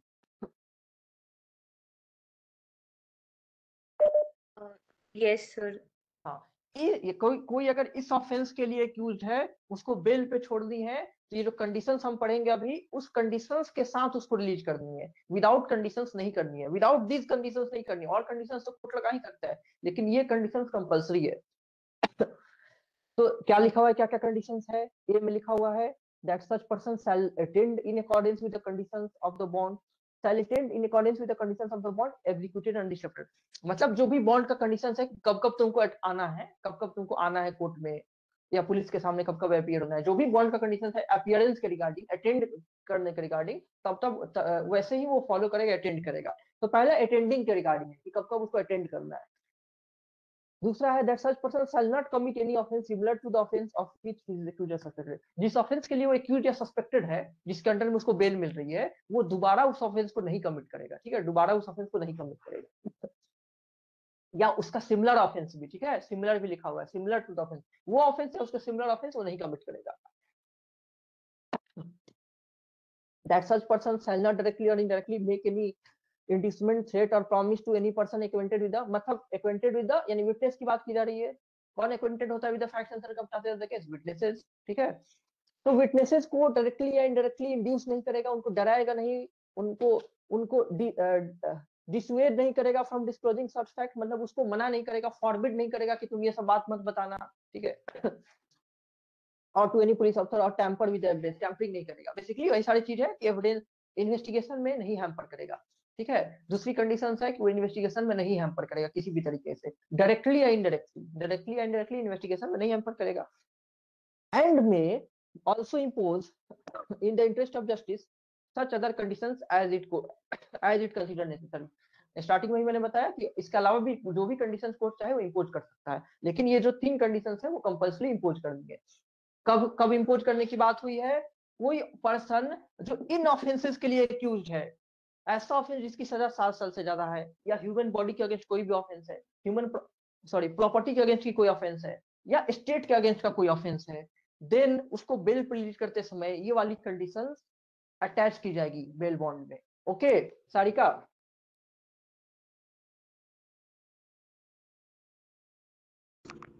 Yes, sir. ओके। सबसेक्शन 4 कह रहा है an officer or a court releasing any person on bail under subsection 1 और subsection 2 shall record in writing his or its reason or special reason for so doing. तो releasing की बात कर रहा है, ठीक है, रिलीजिंग वर्ड को अंडरलाइन कर लीजिए, यहाँ पे बस रिलीजिंग की बात कर रहा है।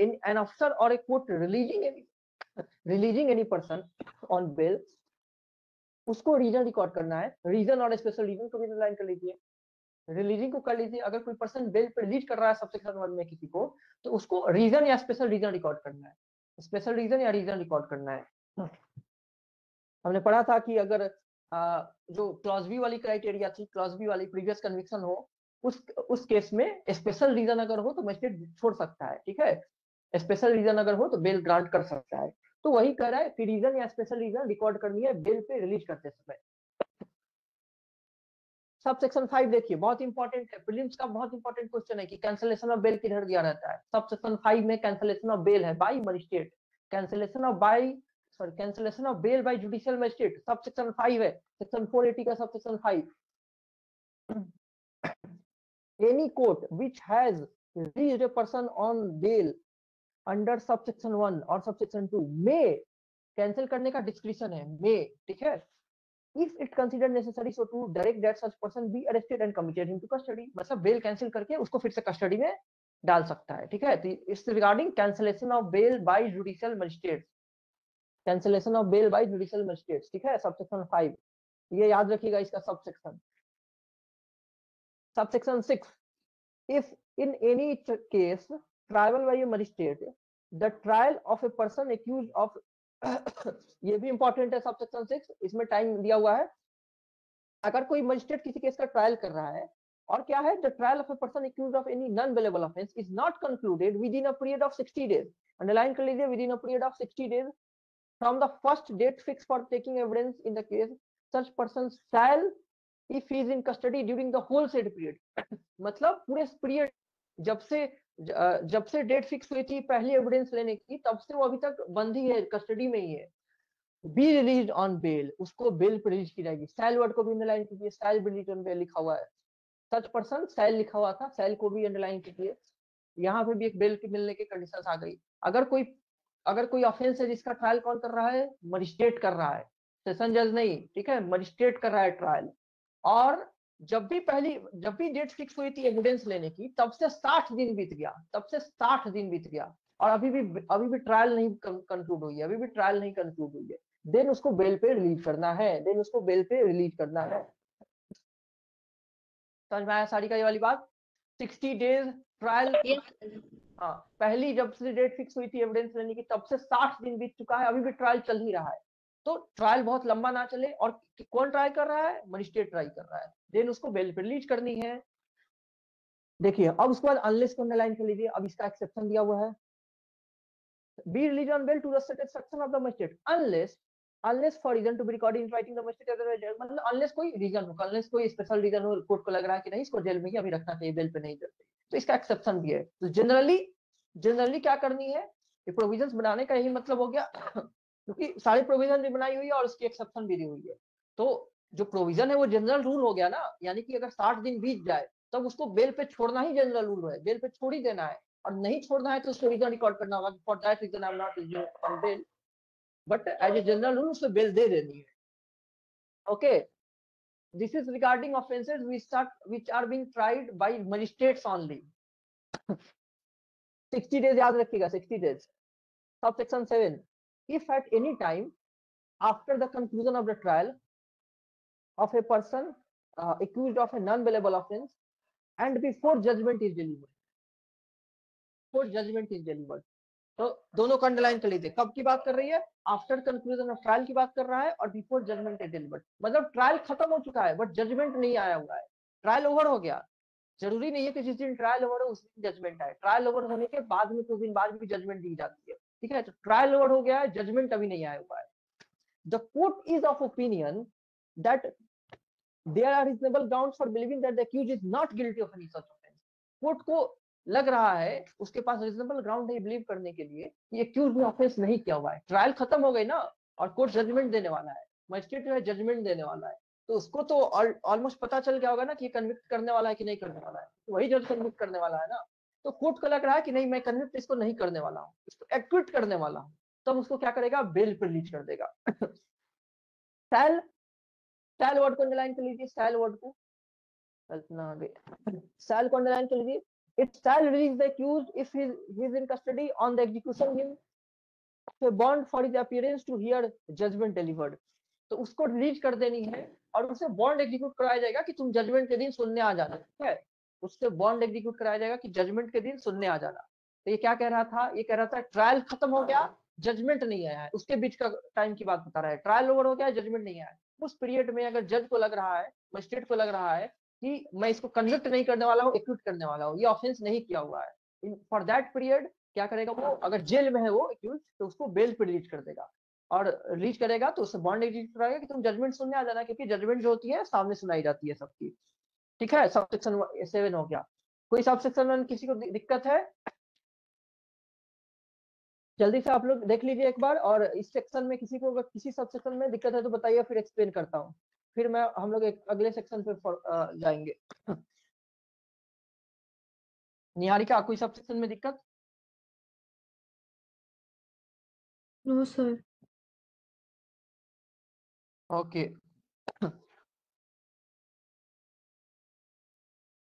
शाश्वत? No sir. ठीक है, हम लोग 481 पे आते हैं। 481 सेक्शन 481, सेक्शन 480 हो गया, नॉन बेलेबल ऑफेंस में बेल देना किसके द्वारा, मजिस्ट्रेट्स के द्वारा। अब सेक्शन 481 लिखा हुआ है, bail to require accused to appear before next appellate court, ठीक है। नेक्स्ट अपीलेट कोर्ट, जो अगली अपीलेट कोर्ट आने वाली है, उसके बिफोर अपीयरेंस की बात हो रही है। आइए पढ़ते हैं, बहुत ही आसान प्रोविजन है ये। लिखा हुआ है before the conclusion of the trial, ठीक है। कब की बात हुई है, ट्रायल खत्म होने के पहले, ट्रायल खत्म होने के पहले, and before disposal of the appeal, या अगर अपीलेट कोर्ट है, मतलब हो सकता है पहला अपीलेट कोर्ट हो, उसका नेक्स्ट भी तो होता है ना, तो पहला अपीलेट कोर्ट है तो अपील खत्म होने के पहले, मतलब जो भी प्रोसीडिंग चल रहा है उसको डिस्पोज होने से पहले, चाहे वो पहली ट्रायल हो चाहे पहली अपील हो, उसको डिस्पोज होने से पहले, the court trying the offence और द अपीलेट कोर्ट, अगर ट्रायल कोर्ट है तो इसलिए लिखा है ट्राइंग द ऑफेंस, अगर अपीलेट कोर्ट है तो अपील सुन रहा है तो उसकी बात कर रहा है। एज द केस में भी शैल वर्ड को अंडरलाइन कर लीजिए, shall require the accuse to execute a bond और बेल बॉन्ड, उससे एक बॉन्ड एग्जीक्यूट कराएगा एक्यूज पर्सन से, to appear before the higher court as and when such court issues notice in respect of any appeal or petition filed against the judgment of the respective court, and such bond shall be and के बाद वाली पूरा underline कर लीजिए, and such bond shall be in force for 6 months. ठीक है, आइए फिर बताता हूँ क्या है, ये अंडरलाइन कर लीजिए, and such bond shall be in force for 6 months, क्योंकि कोई भी अगर डेट लिखा होता है, टाइम लिमिट लिखा होता है, तो वो प्रीलिम्स के लिए इंपॉर्टेंट हो जाता है। तो ये जो 6 महीना लिखा हुआ है वो इंपॉर्टेंट हो गया कि उस बॉन्ड का टाइम लिमिट क्या होगा, बॉन्ड कब तक फोर्स में रहेगा, वो 6 महीने तक इन फोर्स में रहेगा। तो लिखा हुआ है कि मान लीजिए मजिस्ट्रेट ट्रायल कर रहा है, तो लिखा हुआ है कि ट्रायल खत्म होने से पहले एक्यूज पर्सन से एक बॉन्ड एग्जीक्यूट कराएगा। क्या के लिए बॉन्ड एग्जीक्यूट कराएगा, कि क्योंकि एक्यूज पर्सन को हो सकता है फेवर में अगेंस्ट में जो भी जजमेंट आए, अपोजिट पार्टी हो सकता है क्या करे, अपोजिट पार्टी अपील फाइल करे, तो अगली तो अपील अगर फाइल हो गई तो फिर अपीलेट कोर्ट तो डिसाइड करेगी ना, अपीलेट कोर्ट हो सकता है मैटर को डिसीजन को बदल दे, रिवर्स कर दे, मॉडिफाई कर दे। तो तुम अपीलेट कोर्ट में अपीयर होना, जब भी अपीलेट कोर्ट तुमको बुलाएगी तब तुमको अपीलेट कोर्ट में अपीयर होना है। इसी चीज के लिए बॉन्ड एग्जीक्यूट कराने की बात चल रही है कि तुम नेक्स्ट अपीलेट कोर्ट में अपीयर होना। ठीक है, तो ये भी सिचुएशन हो गई। या हो सकता है कि मान लीजिए मजिस्ट्रेट ने जजमेंट दिया हुआ है, उसकी अपील सुन रहा है, उसकी अपील सुनी जा रही है, सेशन कोर्ट अपील सुन रहा है। ठीक है, अब जो है सेशन कोर्ट अपील सुनते समय भी एग्जीक्यूट करा लेगा कि तुम हाई कोर्ट में अगर बुलाया जाए तो तुम अपीयर होना। इसलिए लिखा हुआ है दोनों के लिए, जो ट्रायल कोर्ट है वो ट्रायल कर रहा है तब, या अपीलेट कोर्ट जब अपील डील कर रहा है तब, क्योंकि उसके भी ऊपर तो कोर्ट है ना, वो अपील सुनेगा। सेशन कोर्ट के ऊपर हाई कोर्ट हो गया, हाई कोर्ट के ऊपर सुप्रीम कोर्ट हो गया।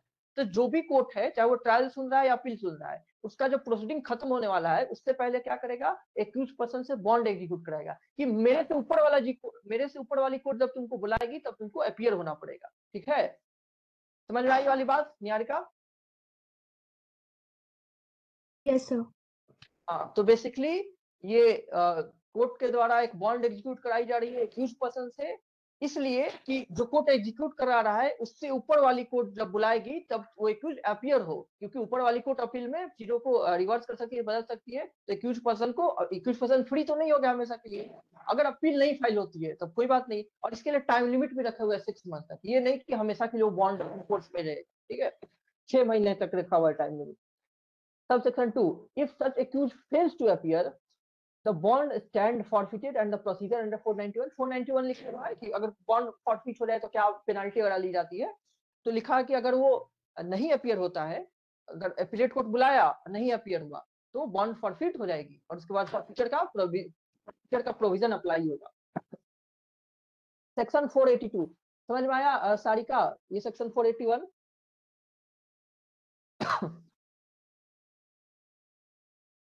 सर एक बार और एक्सप्लेन कर दीजिए इसको। ठीक है, तारिका सेक्शन 481 कह रहा है कि कोई भी कोर्ट जो है जब उसके सामने प्रोसीडिंग खत्म हो रही होती है, तो चाहे वो ट्रायल कोर्ट है चाहे अपीलेट कोर्ट, उसका प्रोसीडिंग जब लग रहा है ट्रायल खत्म होने वाला है, या अपील सुन रहे हैं तो अपील का जजमेंट आने वाला है, अपील भी खत्म होने वाली है, तो खत्म होने से पहले एक्यूज पर्सन से एक बॉन्ड एग्जीक्यूट कराया जाता है। और बॉन्ड एग्जीक्यूट क्यों कराया जाता है, इसलिए कि मेरे से ऊपर वाली कोर्ट, यानी मेरे से ऊपर जो अपीलेट कोर्ट है, जब तुम्हें बुलाएगी तब तुम अपीयर होगे, तो अपीयरेंस के लिए हमेशा बॉन्ड एग्जीक्यूट कराई जाती है। मैंने पहले भी क्लास में बताई हुई है कि बॉन्ड का पर्पज यही होता है कि कोर्ट में वो अपीयर हो, या पुलिस के सामने वो अपीयर हो जब जब बुलाई जाए। तो एक्यूज पर्सन अपीलेट कोर्ट में अपीयर हो आगे जाकर के, जब अपील फाइल की जाएगी तब वो अपीयर हो अपीलेट कोर्ट में, इसी के लिए बॉन्ड एग्जीक्यूट कराया जाता है। नहीं तो हो सकता है एक्यूज पर्सन को क्या लगे, एक्यूज पर्सन को लगे कि जजमेंट आ गई है मेरे फेवर में, अब तो हम आजाद हो गए, अब तो खत्म हो गया सारा मैटर, और वो एकदम फ्री हो जाए। ऐसा नहीं है, क्योंकि कोर्ट ऑफ अपील होती है, और कोर्ट ऑफ अपील में अपील फाइल कर सकता है, स्टेट फाइल कर सकता है, विक्टिम फाइल कर सकता है। तो जब अपील फाइल होगी और अपीलेट कोर्ट बुलाएगी तो अपीलेट कोर्ट में जाना पड़ेगा ना, तो अगर ना जाए तो ये बॉन्ड फॉरफिट कर दी जाएगी, जो बॉन्ड उससे एग्जीक्यूट कराई गई है। इसलिए नियम बना दिया गया है कि जो भी कोर्ट में मैटर चल रहा है और वो मैटर खत्म होने से पहले एक बॉन्ड एग्जीक्यूट करा लेना है एक्यूज पर्सन से कि तुम अपीयर होना, मेरे से ऊपर वाली कोर्ट जब जब बुलाएगी तुम्हें अपीयर होना पड़ेगा। ठीक है सारिका? सर समझ गए। ओके, यानी कि सेशन कोर्ट में जब मामला खत्म हो रहा होगा तो सेशन कोर्ट एक्यूज से एक बॉन्ड एग्जीक्यूट कराएगा कि हाई कोर्ट जब जब बुलाएगी तुम्हें जाना पड़ेगा। ठीक है, okay. Section 482 direction for grant of bail to person apprehending arrest, ठीक है, एंटीसिपेटरी बेल।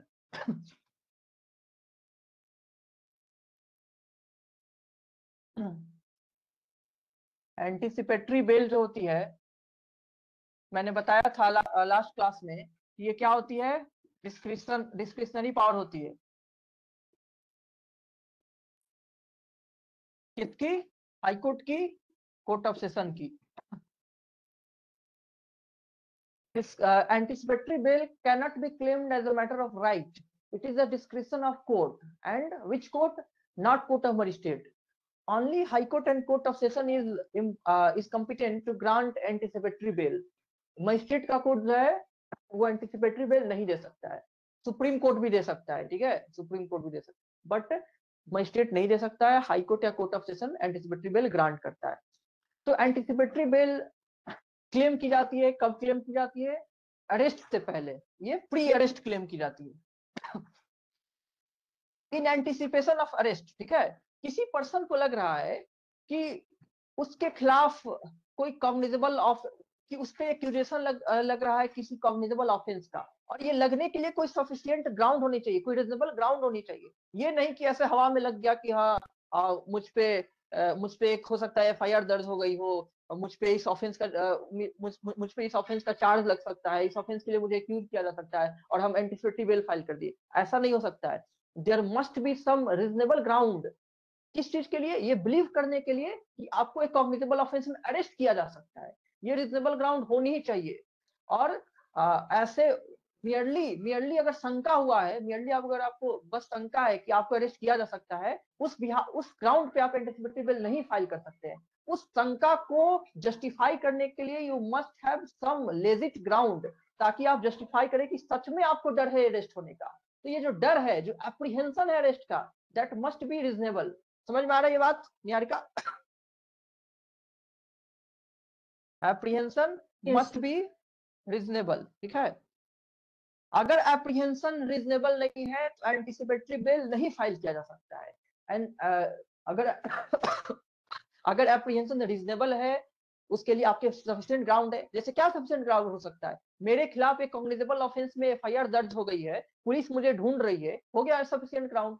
पुलिस इवन नहीं भी ढूंढ रही है, मेरे खिलाफ एक हीनियस ऑफेंस के लिए, कॉग्निजेबल ऑफेंस के लिए एफआईआर दर्ज हो गई है, हो गया, मुझे अरेस्ट किया जा सकता है कभी भी, क्योंकि पुलिस को पावर है कॉग्निजेबल ऑफेंस में अरेस्ट करने का, तो मैं फाइल कर सकता हूँ एंटीसिपेटरी बेल। अब ये नहीं ना कि कोई ऑफेंस हुआ मेरे पड़ोस में और बात चल रही है कि हाँ कि हो सकता है मैं किया, हो सकता है मैं किया हूँ, कोई एफआईआर वगैरह भी नहीं हुई और मैं फाइल कर दूं, ठीक है, ऐसा नहीं है। कोई ना कोई रीजन होनी चाहिए जो जस्टिफाई करे एप्रीहेंशन को, मतलब डर को। जो डर है आपको अरेस्ट होने का, वो जस्टिफाई करने के लिए there must be some reason. तो चलिए अब हम प्रोविजन देखते हैं। अगर वो रीजन है, अगर आपने फाइल किया है, तो हाई कोर्ट का या कोर्ट ऑफ सेशन का डिस्क्रिप्शन है कि आपको एंटीसिपेटरी बेल ग्रांट कर सकता है या नहीं भी कर सकता है।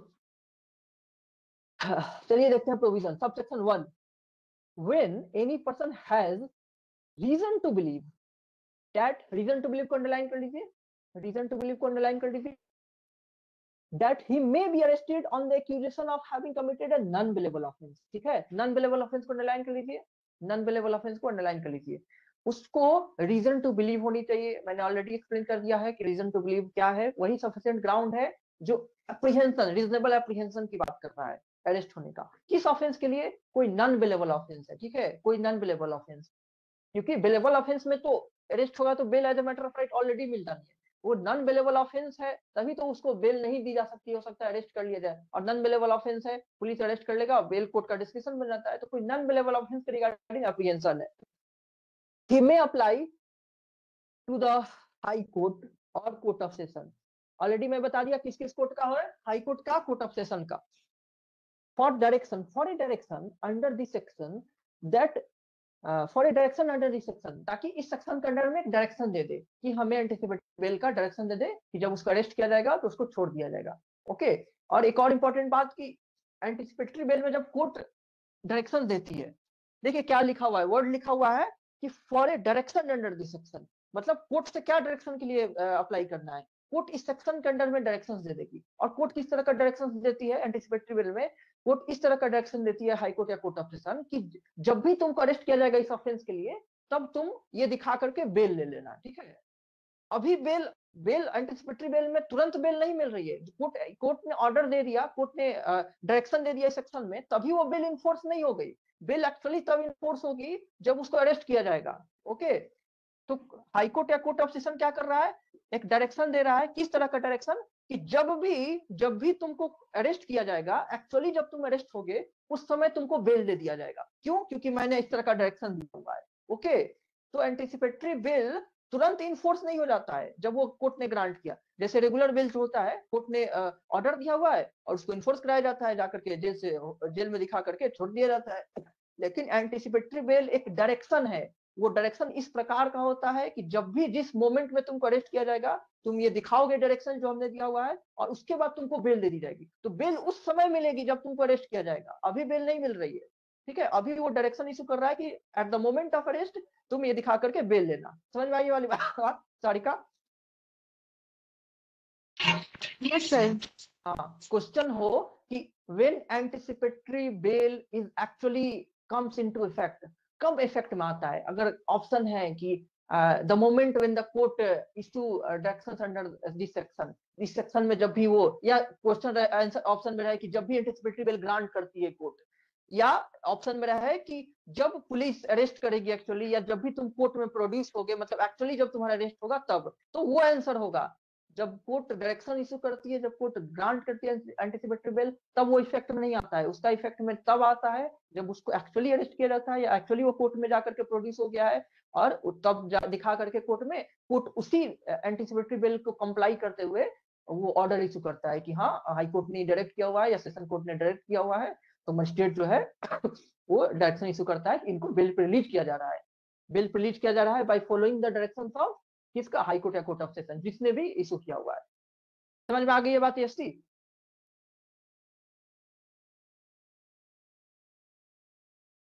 वाली बात समझ में आई अभी जो मैंने बताया? Yes, sir. ठीक है, ये कंसेप्चुअल चीज थी, मैंने बता दिया। फिर हम लोग प्रोविजन पे आते हैं वापस। तो यही लिखा हुआ है क्या? For a direction and section, court क्या करती है? इस सेक्शन के अंडर में डायरेक्शन इशू करती है। एंड दैट कोर्ट में, if it thinks fit, direct that in the event of such arrest he shall be release on the bell.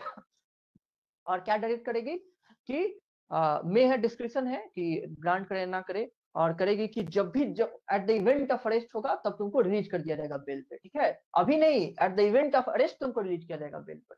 Okay, जब तुमको एक्चुअली अरेस्ट किया जाएगा उस समय बेल मिल जाएगी। सबसेक्शन 2 देखते हैं। व्हेन द हाई कोर्ट और court of session makes a directions under subsection 1, it may include such conditions in such directions in the light of the facts of the particular case as it may think fit, including।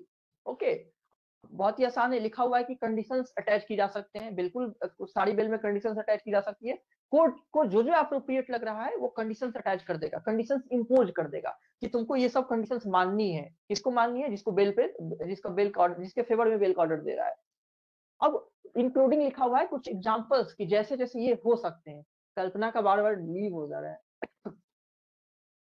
ठीक है। जो कुछ examples दी हुई कि ये सब conditions हो सकते हैं। जैसे कि लिखा हुआ है, condition that the person shall make himself available for interrogation by a police officer as and when required. कि बेल तो दे रहे हैं, लेकिन पुलिस जब जब तुमको बुलाएगी तुमको जाना पड़ेगा, ठीक है। पुलिस जब जब बुलाएगी तुमको जाना पड़ेगा इंटरोगेशन के लिए। A condition that a person shall not directly or indirectly make any, already पढ़ चुके हैं, उधर भी था कि कोई इंडस्ट्रीमेंट को थ्रेट नहीं देगा, इन्वेस्टिगेशन में कोई हैम्परिंग नहीं करेगा, कुछ चीज हैम्पर नहीं करेगा। A condition that a person shall not leave India without the previous permission of the court, ये कंडीशन भी इंपोज की जा सकती है कि तुम इंडिया नहीं छोड़ोगे बिना कोर्ट के परमिशन के, ठीक है। देश से बाहर नहीं जाओगे बिना परमिशन के। Such other conditions as may be imposed under subsection 3 of the 483। 483 जो हमने पढ़ा ये का रेगुलर बेल का, ठीक है। तो रेगुलर बेल, ठीक है। बाकी जो बेल है एंटिसिपेटरी के बेल के अलावा जो हमने पढ़ा, मजिस्ट्रेट बेल दे सकता है, कोर्ट ऑफ सेशन बेल, उस सबको रेगुलर बेल कहते हैं। रेगुलर बेल कहते हैं उसको। जेल में जाने के बाद जो बेल मिलती है वो रेगुलर बेल होती है, और जेल जाने से पहले जो बेल मिलती है वो एंटिसिपेटरी बेल होती है। तो कह रहा है जो रेगुलर बेल के कंडीशंस है वो भी इंपोज की जा सकती है, जो वहां लिखा हुआ था। तो बेसिकली कोई भी कंडीशन इंपोज कर सकता है कोर्ट एंटिसिपेटरी बेल ग्रांट करते समय।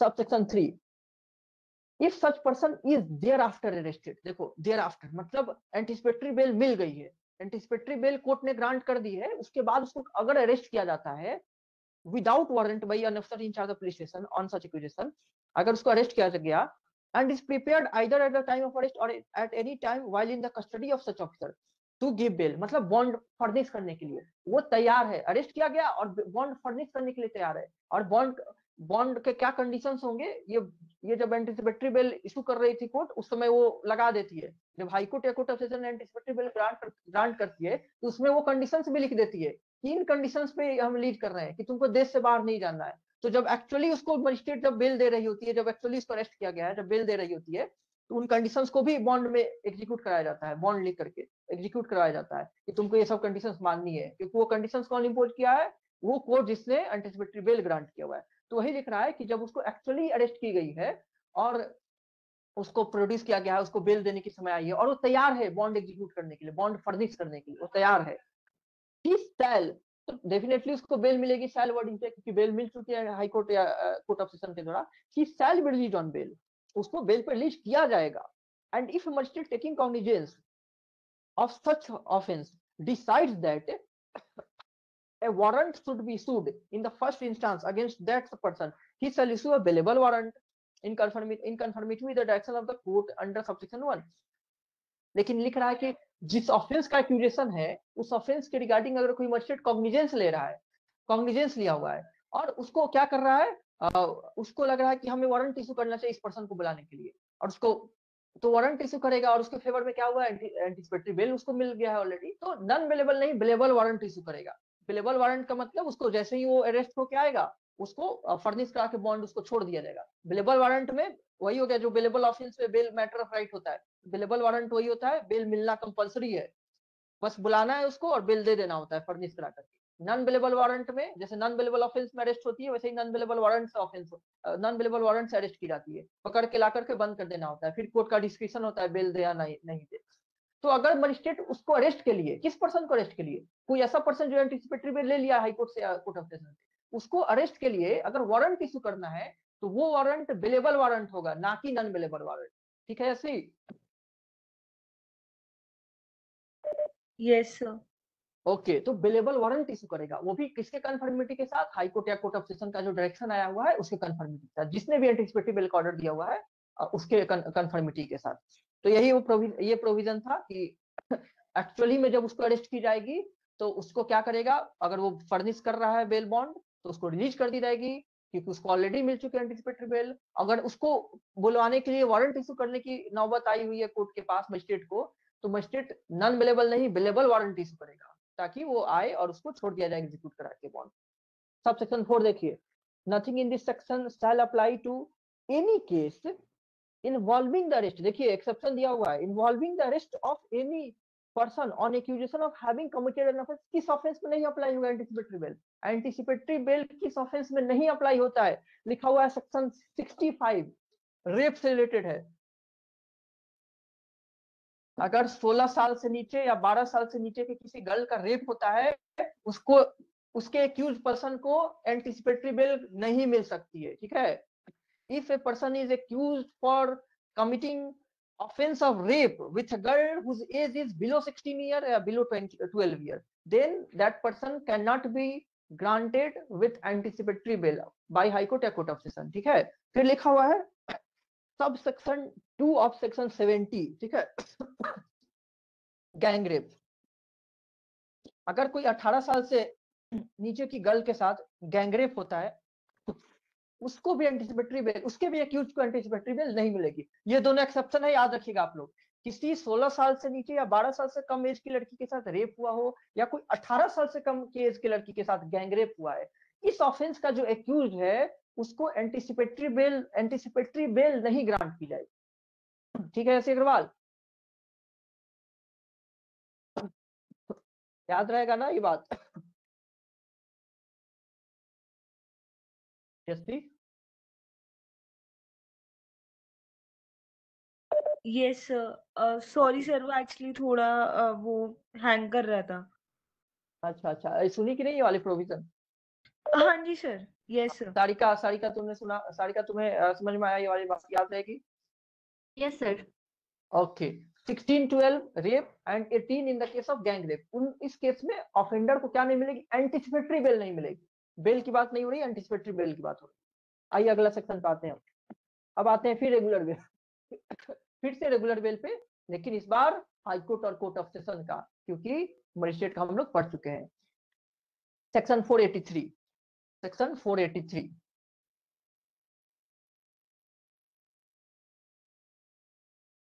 रेगुलर बेल के बारे में मैंने जो चीज बताई थी नॉर्मल, वो सारे यहाँ भी अप्लाई हो रहे हैं। यहाँ भी बेल जो है मैटर ऑफ डिस्क्रिशन है, not a matter of right है। बट यहाँ पे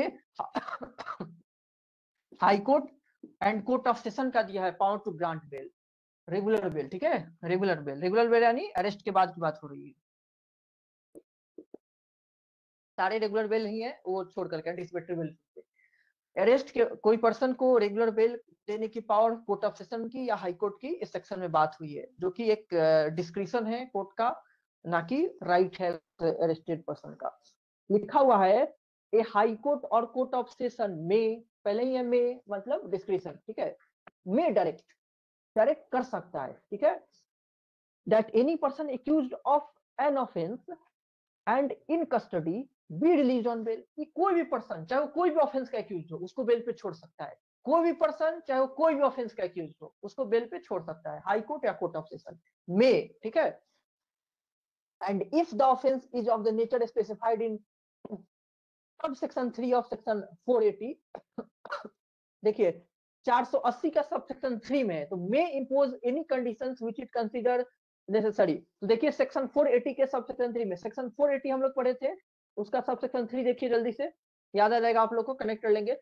जिसमें हमने ह्यूमन बॉडी, स्टेट, प्रॉपर्टी का बताया था ऑफेंस, या 7 साल या 7 से ज्यादा साल, 7+ ह्यूमन बॉडी, प्रॉपर्टी और स्टेट।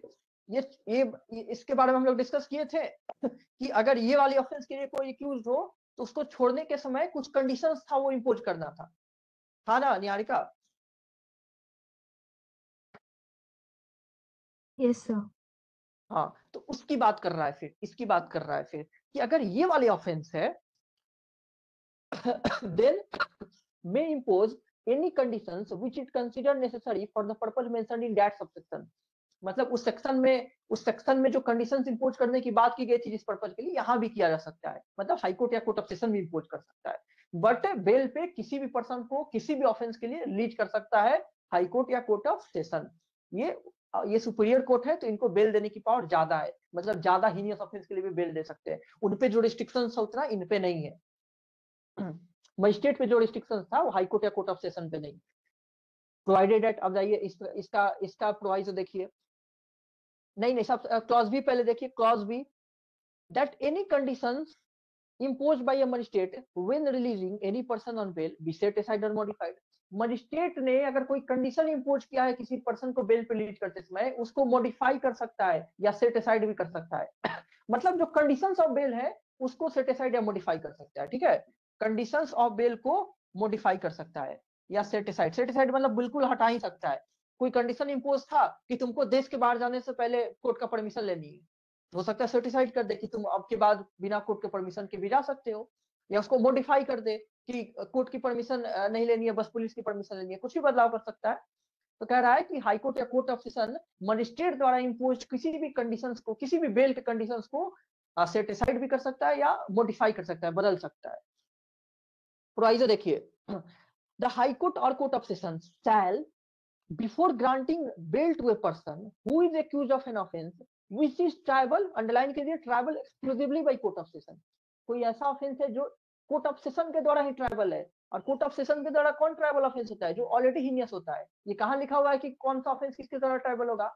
ये कहाँ लिखा हुआ रहता है कि कौन सा ऑफेंस किसके द्वारा ट्राइबल होगा? बताइए।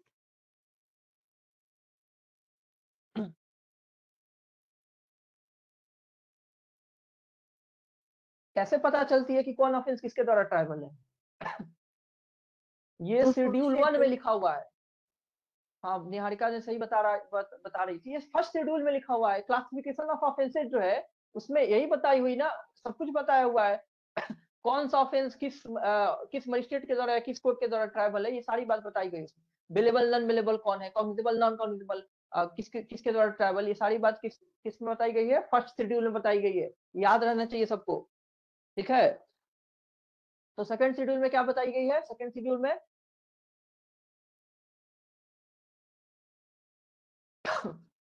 फॉर्म्स दिए हुए हैं, फॉर्म्स, बहुत सारे फॉर्म्स दिए हुए हैं कि समन का क्या फॉर्म होगा, वारंट का क्या फॉर्म होगा, कई बार बता चुका हूं मैं। चलिए देखिए, प्रोवाइडेड दैट हाई कोर्ट और court of session shall before granting bail to a person who is accused of an offense which is triable exclusively by court of session or which thou not so tribal, मतलब court of session के द्वारा exclusively tribal नहीं है, is punishable with imprisonment of life, life के लिए, ठीक है। पहला हो गया exclusively tribal bye court of session, दूसरा हो गया उसकी सजा लाइफ इम्प्रिजनमेंट है, वन ऑफ द सजा लाइफ इम्प्रिजनमेंट भी है। देन क्या करेगा, देन क्या करेगा, पीपी को बताएगा। लिखा है कि is punishable give notice of the application of the bail to the PP, public prosecutor, unless it is for reasons according to be writing of the opinion that it is not practicable to give such notice, ठीक है। unless not practicable, practicable कह रहा है कि कोई person जो है किस ऑफेंस के लिए एक्यूज है,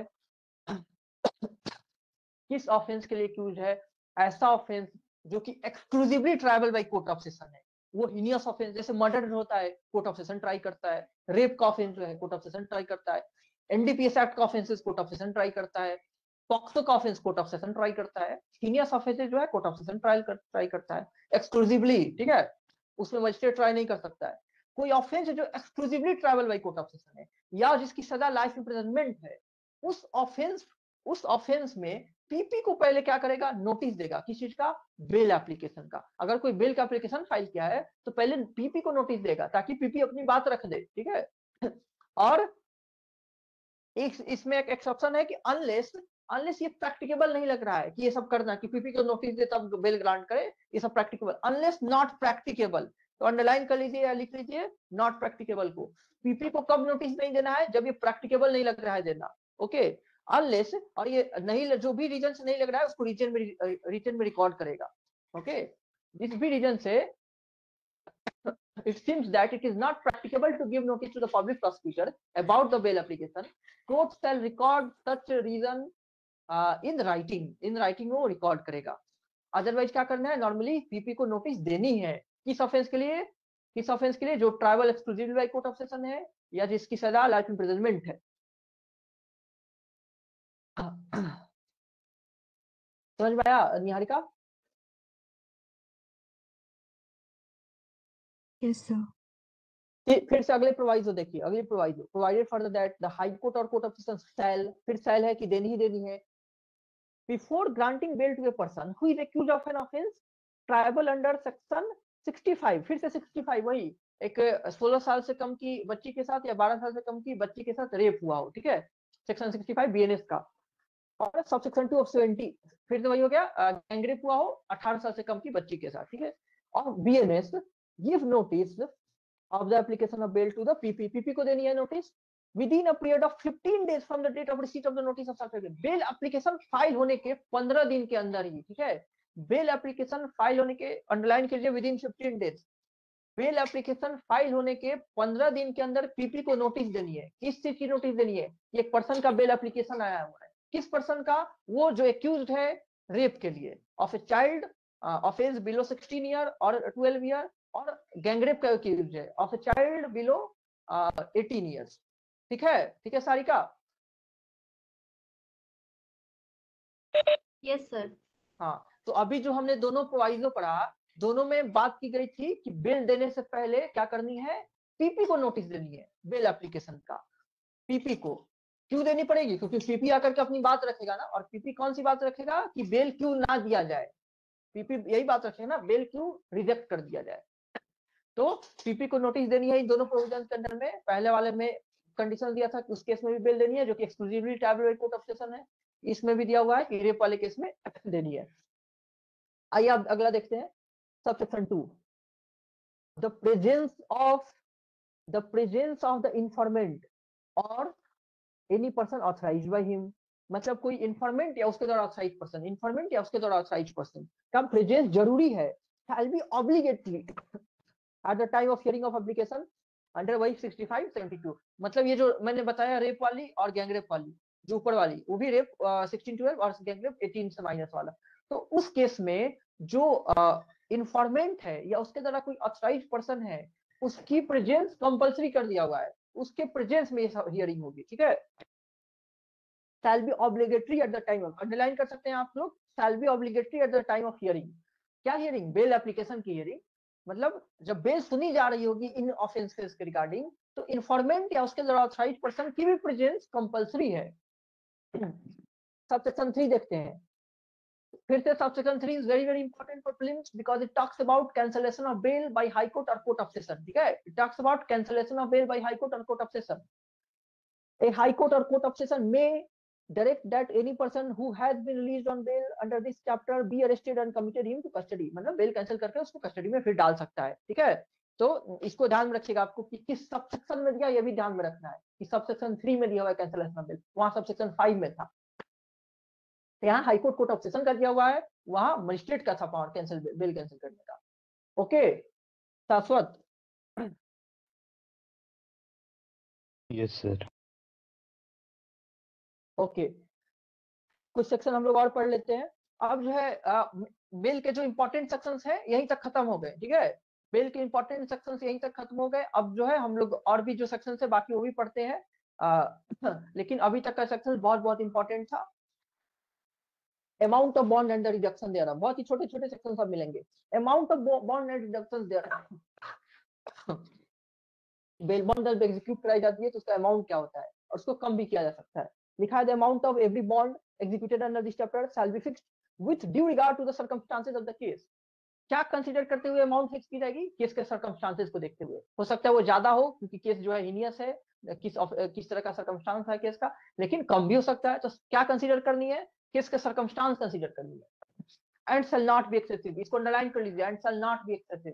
पूछेगा कितना अमाउंट ऑफ बॉन्ड होना चाहिए एग्जाम में, ऑप्शन में रहेगा कुछ भी लिख देगा, एक ऑप्शन में रहेगा शैल नॉट बी एक्सेसिव, तो वही आपको टिक करनी होगी। अमाउंट ऑफ बॉन्ड कितना भी रहे but shell not be excessive, बहुत ज्यादा नहीं होने चाहिए, मतलब प्रोपोर्शनेट होनी चाहिए। इसके कहने का मतलब प्रोपोर्शनेट होनी चाहिए, सर्कमस्टांस के अकॉर्डिंग प्रोपोर्शनेट होनी चाहिए। Okay, shall not be excessive underline कर लीजिएगा। सबसेक्शन 2 में दिया हुआ है द हाई कोर्ट और द कोर्ट ऑफ सेशन में direct that the by police sub submitted be reduced. High court court of session दोनों को अंडरलाइन कर लीजिए। High court court of session क्या कर सकता है? हाई कोर्ट या कोर्ट ऑफ सेशन क्या कर सकता है? बेल बॉन्ड का जो अमाउंट है उसको रिड्यूस कर सकता है। बेल बॉन्ड का अमाउंट रिड्यूस, इतना ही याद करना है आपको, ये प्रीलिम्स के लिए ही इंपॉर्टेंट सेक्शंस है। पहले हमने पढ़ा बेल का बॉन्ड का अमाउंट क्या होगा, तो शैल नॉट बी एक्सेसिव, बहुत ज्यादा नहीं होगा, और high court court of session उसको रिड्यूस भी कर सकता है। Okay SC? Yes sir. Okay, ये सब प्रीलिम्स के लिए इंपॉर्टेंट है। अब जैसे 485 हो गया, bond of accused and securities, इसका बस इंडेक्स ही इंपॉर्टेंट होता है कि आपको बस इंडेक्स याद रख लेना। 485 इंडेक्स भी इसका बहुत इंपॉर्टेंट नहीं है। अब लिखा हुआ है, देखिए इसको पढ़ते हैं। Before any person is release on bail bond और bail bond, a bond for such sum, a bond for such sum of money as the police officer or court, as the case may be think sufficient, shall be executed by such person। such person का मतलब accused person की बात कर रहा है, मतलब accused person से bond execute कराया जाएगा, ठीक है। and when he is released on bond or bail bond by one or more sufficient sureties, मतलब अगर उसके sureties दे रहा है, condition that such person shall attend at the time and the place mentioned in the bond and shall continue so to attend until otherwise directed। वही जो bail bond की कहानी होती है, यही लिखी हुई है कि एक्यूज पर्सन से उसके सिक्योरिटीज से बॉन्ड एग्जीक्यूट कराया जाता है, ठीक है। बॉन्ड एग्जीक्यूट कराया जाता है कि ये सिक्योरिटीज हैं तुम्हारे बिहाफ पे, और वो सिक्योरिटीज किस चीज के लिए बने हुए कि जब जब तुमको बुलाया जाएगा तुम आओगे कोर्ट, ठीक है, जब तक कि अदरवाइज ना डायरेक्ट कर दिया जाए, ठीक है। जब जब जब तुमको बुलाई जाएगी तब तब तुमको कोर्ट में आना पड़ेगा, और जो है तुमको अबाइड बाई होना है जो भी कंडीशंस है उससे। तो हेडिंग है bond of accused and security, मतलब एक्यूज से और सिक्योरिटी से हम बॉन्ड ले रहे हैं, और बॉन्ड लेने का पर्पज हमेशा ये होता है कि उसका प्रेजेंस इंश्योर करना है, उसका प्रेजेंस इंश्योर करना है। तो वही एक्यूज पर्संस का और सिक्योरिटीज के बॉन्ड की इसमें बात कर रहा है कि जब जब उनको बुलाया जाए, जिस जिस जगह पे बुलाया जाए उसी जगह पे आना पड़ेगा। सब सेक्शन 2 देखिए, where any conditions imposed for the release of any person on bail, the bond or the bail bond shall contain that condition. बहुत ही सिंपल बात लिखी हुई है कि जब भी, जैसे मैं कई बार बताया हूं कि बेल देते समय कंडीशंस इंपोज होते हैं कि तुमको देश से बाहर नहीं जाना है, तुमको हर वीक रिपोर्ट करना है पुलिस स्टेशन में, तो ये कंडीशंस बेल बॉन्ड में लिखी हुई रहती है, यही बोल रहा है। बेल पर रिलीज करते समय जो जो कंडीशंस होते हैं उस कंडीशंस को भी लिखा जाता है बेल बॉन्ड पे। ठीक है, ठीक है यसी? Yes sir. ओके, ये सब बहुत कम इंपॉर्टेंट बातें हैं, ये सब पूछी नहीं जाती है किसी भी एग्जाम में। If the case so requires, the bond or bail bond shall also bind the person released on bail। ये दिखा कि अगर केस रिक्वायर करे, मतलब अगर कोर्ट ऐसा रिक्वायर किया हुआ है, तो बॉन्ड और बेल बॉन्ड में क्या एक और कंडीशन क्या रहेगा कि shall also bind the person released on bail to appear when called upon at the high court, court of session or other court to answer the charge। ये भी कंडीशन लगाई जा सकती है, इसके लिए भी बॉन्ड भरवाया जा सकता है। उसमें ये भी रहेगी कि तुमको हाई कोर्ट जब बुलाया, कोर्ट ऑफ सेशन या दूसरा कोर्ट भी जब बुलाए, तो तुम अपीयर होगे और इस चार्ज का आंसर करोगे। तो जरूरी नहीं है कि जो कोर्ट एग्जीक्यूट करा रहा है बॉन्ड वो अपने लिए ही कराए, दूसरे के लिए भी करा सकता है, दूसरे कोर्ट के लिए भी, कि तुम इस कोर्ट में भी अपीयर होगे जब बुलाया जाएगा। For the purpose of determining whether the securities are fit और सफिशिएंट, द कोर्ट में एक्सेप्ट एफिडेविट। देखिए ये थोड़ा इंपॉर्टेंट है कि ये डिटरमिन करने के लिए कि सिक्योरिटी सफिशिएंट है कि नहीं है, सिक्योरिटी जो है वो सफिशिएंट है कि नहीं है, कोर्ट में एक्सेप्ट एफिडेविट, अंडरलाइन कर लीजिए, कोर्ट में एक्सेप्ट एफिडेविट को, कोर्ट में एक्सेप्ट एफिडेविट को in proof of facts contained therein relating to the sufficiency और फिटनेस ऑफ द सिक्योरिटीज। मतलब एफिडेविट दी जा सकती है किस चीज के प्रूफ में कि ये जो सिक्योरिटीज है वो सफिशिएंट है। ठीक है, तो एफिडेविट कोर्ट एक्सेप्ट कर सकता है regarding sufficiency of securities. Okay, क्योंकि एफिडेविट अगर कोई गलत दे दे तो उसके लिए अलग सजा हो जाती है कि एफिडेविट पे गलत ओथ ले लिया है, कोई गलत ओथ ले ले तो कोई एफिडेविट दे सकता है कि जो सिक्योरिटी है वो सफिशिएंट है और फिट है, और if it consider necessary may either hold an inquiry.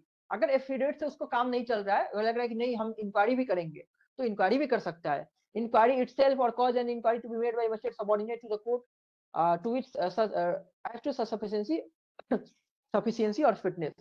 तो ये भी अंडरलाइन कर लीजिए, may either hold an inquiry. ठीक है, यानी कि इंक्वायरी भी कर सकता है। तो दो चीज बताई गई, सफिशिएंसी एंड फिटनेस डिटरमिन करने के लिए दो चीज की जा सकती है। सिक्योरिटीज की सफिशिएंसी एंड फिटनेस चेक करने के लिए दो चीज करने की बात की गई है। सबसे पहले क्या, एफिडेविट लेने की बात की गई है। ये एफिडेविट ले सकता है, जो एफिडेविट में लिखे रहेंगे कि हाँ सफिशिएंट है, फिट है, मान लेगा उसी से, या इंक्वायरी भी कर सकता है। किस चीज की इंक्वायरी, यही कि सफिशिएंट है भी कि नहीं और फिट है भी कि नहीं है, एक्चुअली में वो जो सिक्योरिटी है वो फिट है कि नहीं है, जो कि बन रहा है, सिक्योरिटी बन रहा है कि अपीयर होगा।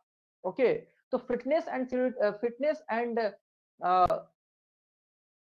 वो सफिशिएंसी के रिगार्डिंग एफिडेविट ले सकता है या इंक्वायरी कर सकता है। ये दो चीज बस बताई गई है सब सेक्शन 4 में। Okay SC? Yes sir. Okay, तो सेक्शन 486 देखिए, डिक्लेरेशन बाय सिक्योरिटीज के द्वारा declaration by securities, every person standing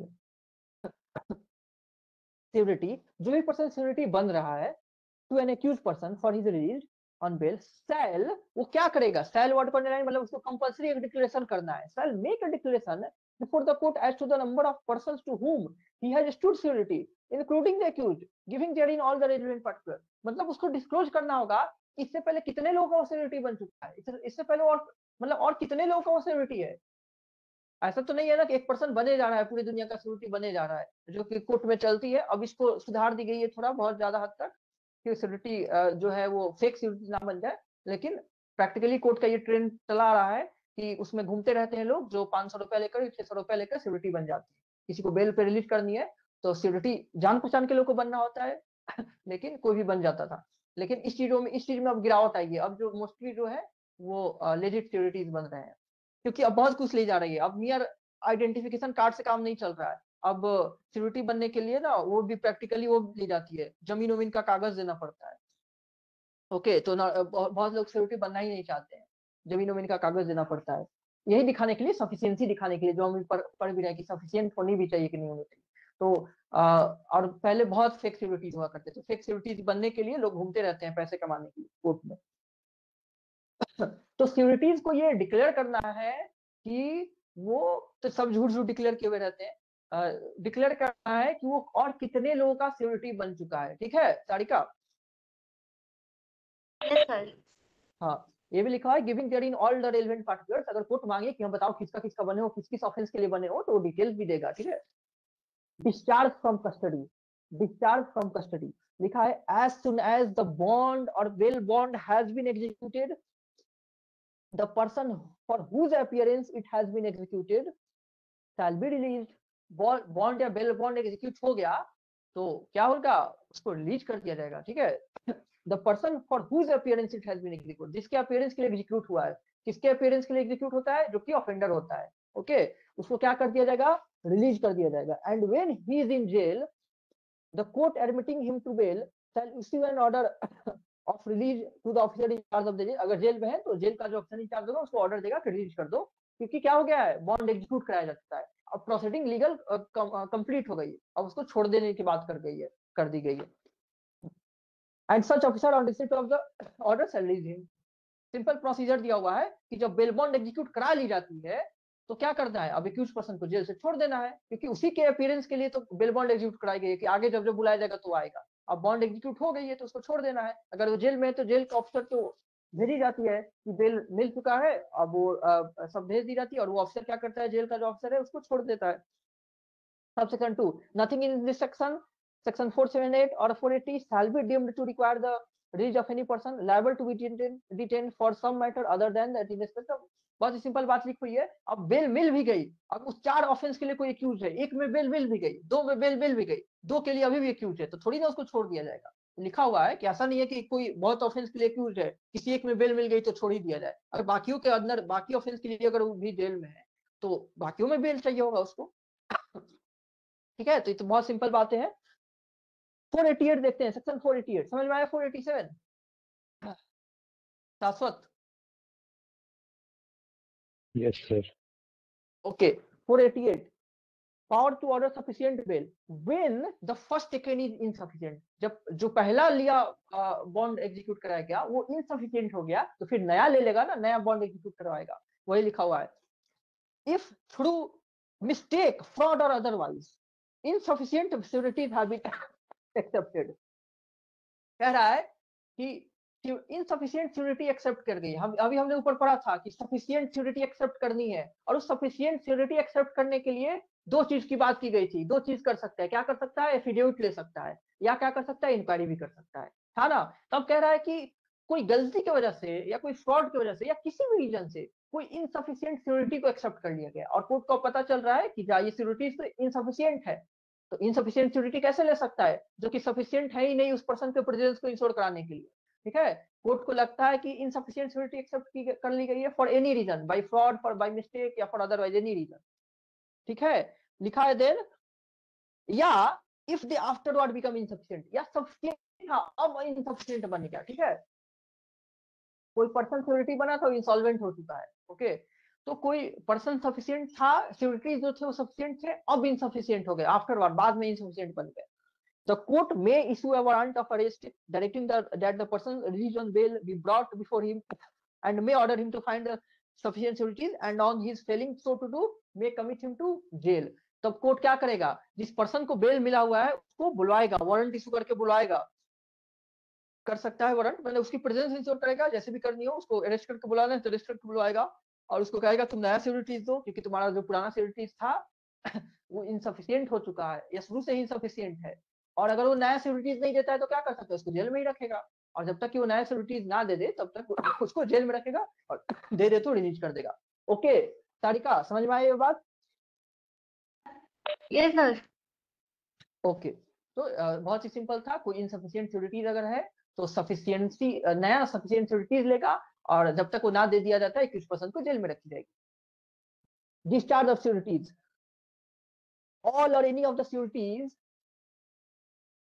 all or any of the securities for the attendance and appearance of a person released on bail may at any time, securities के तरफ से लिख रहा है कि क्या कर सकते हैं वो लोग, may at any time apply to a magistrate to discharge the bond either wholly or so far as relates to the applicant।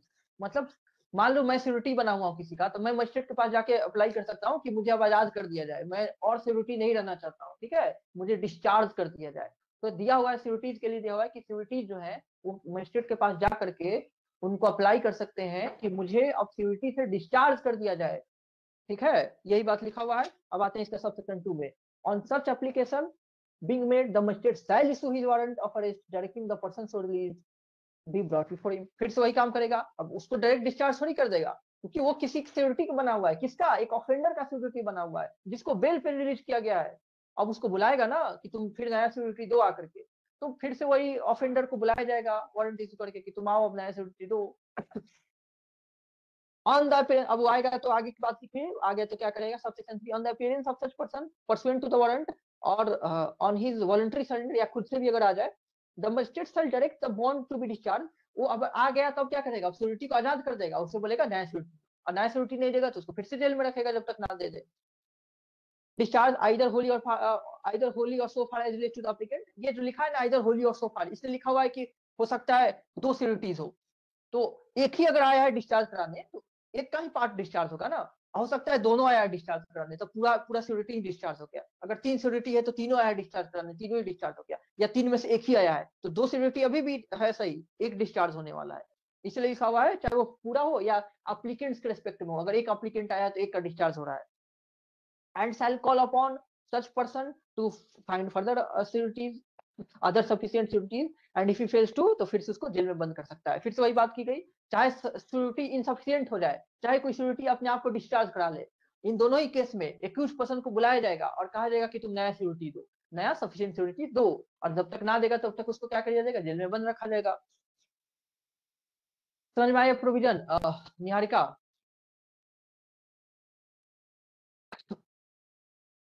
Yes, sir.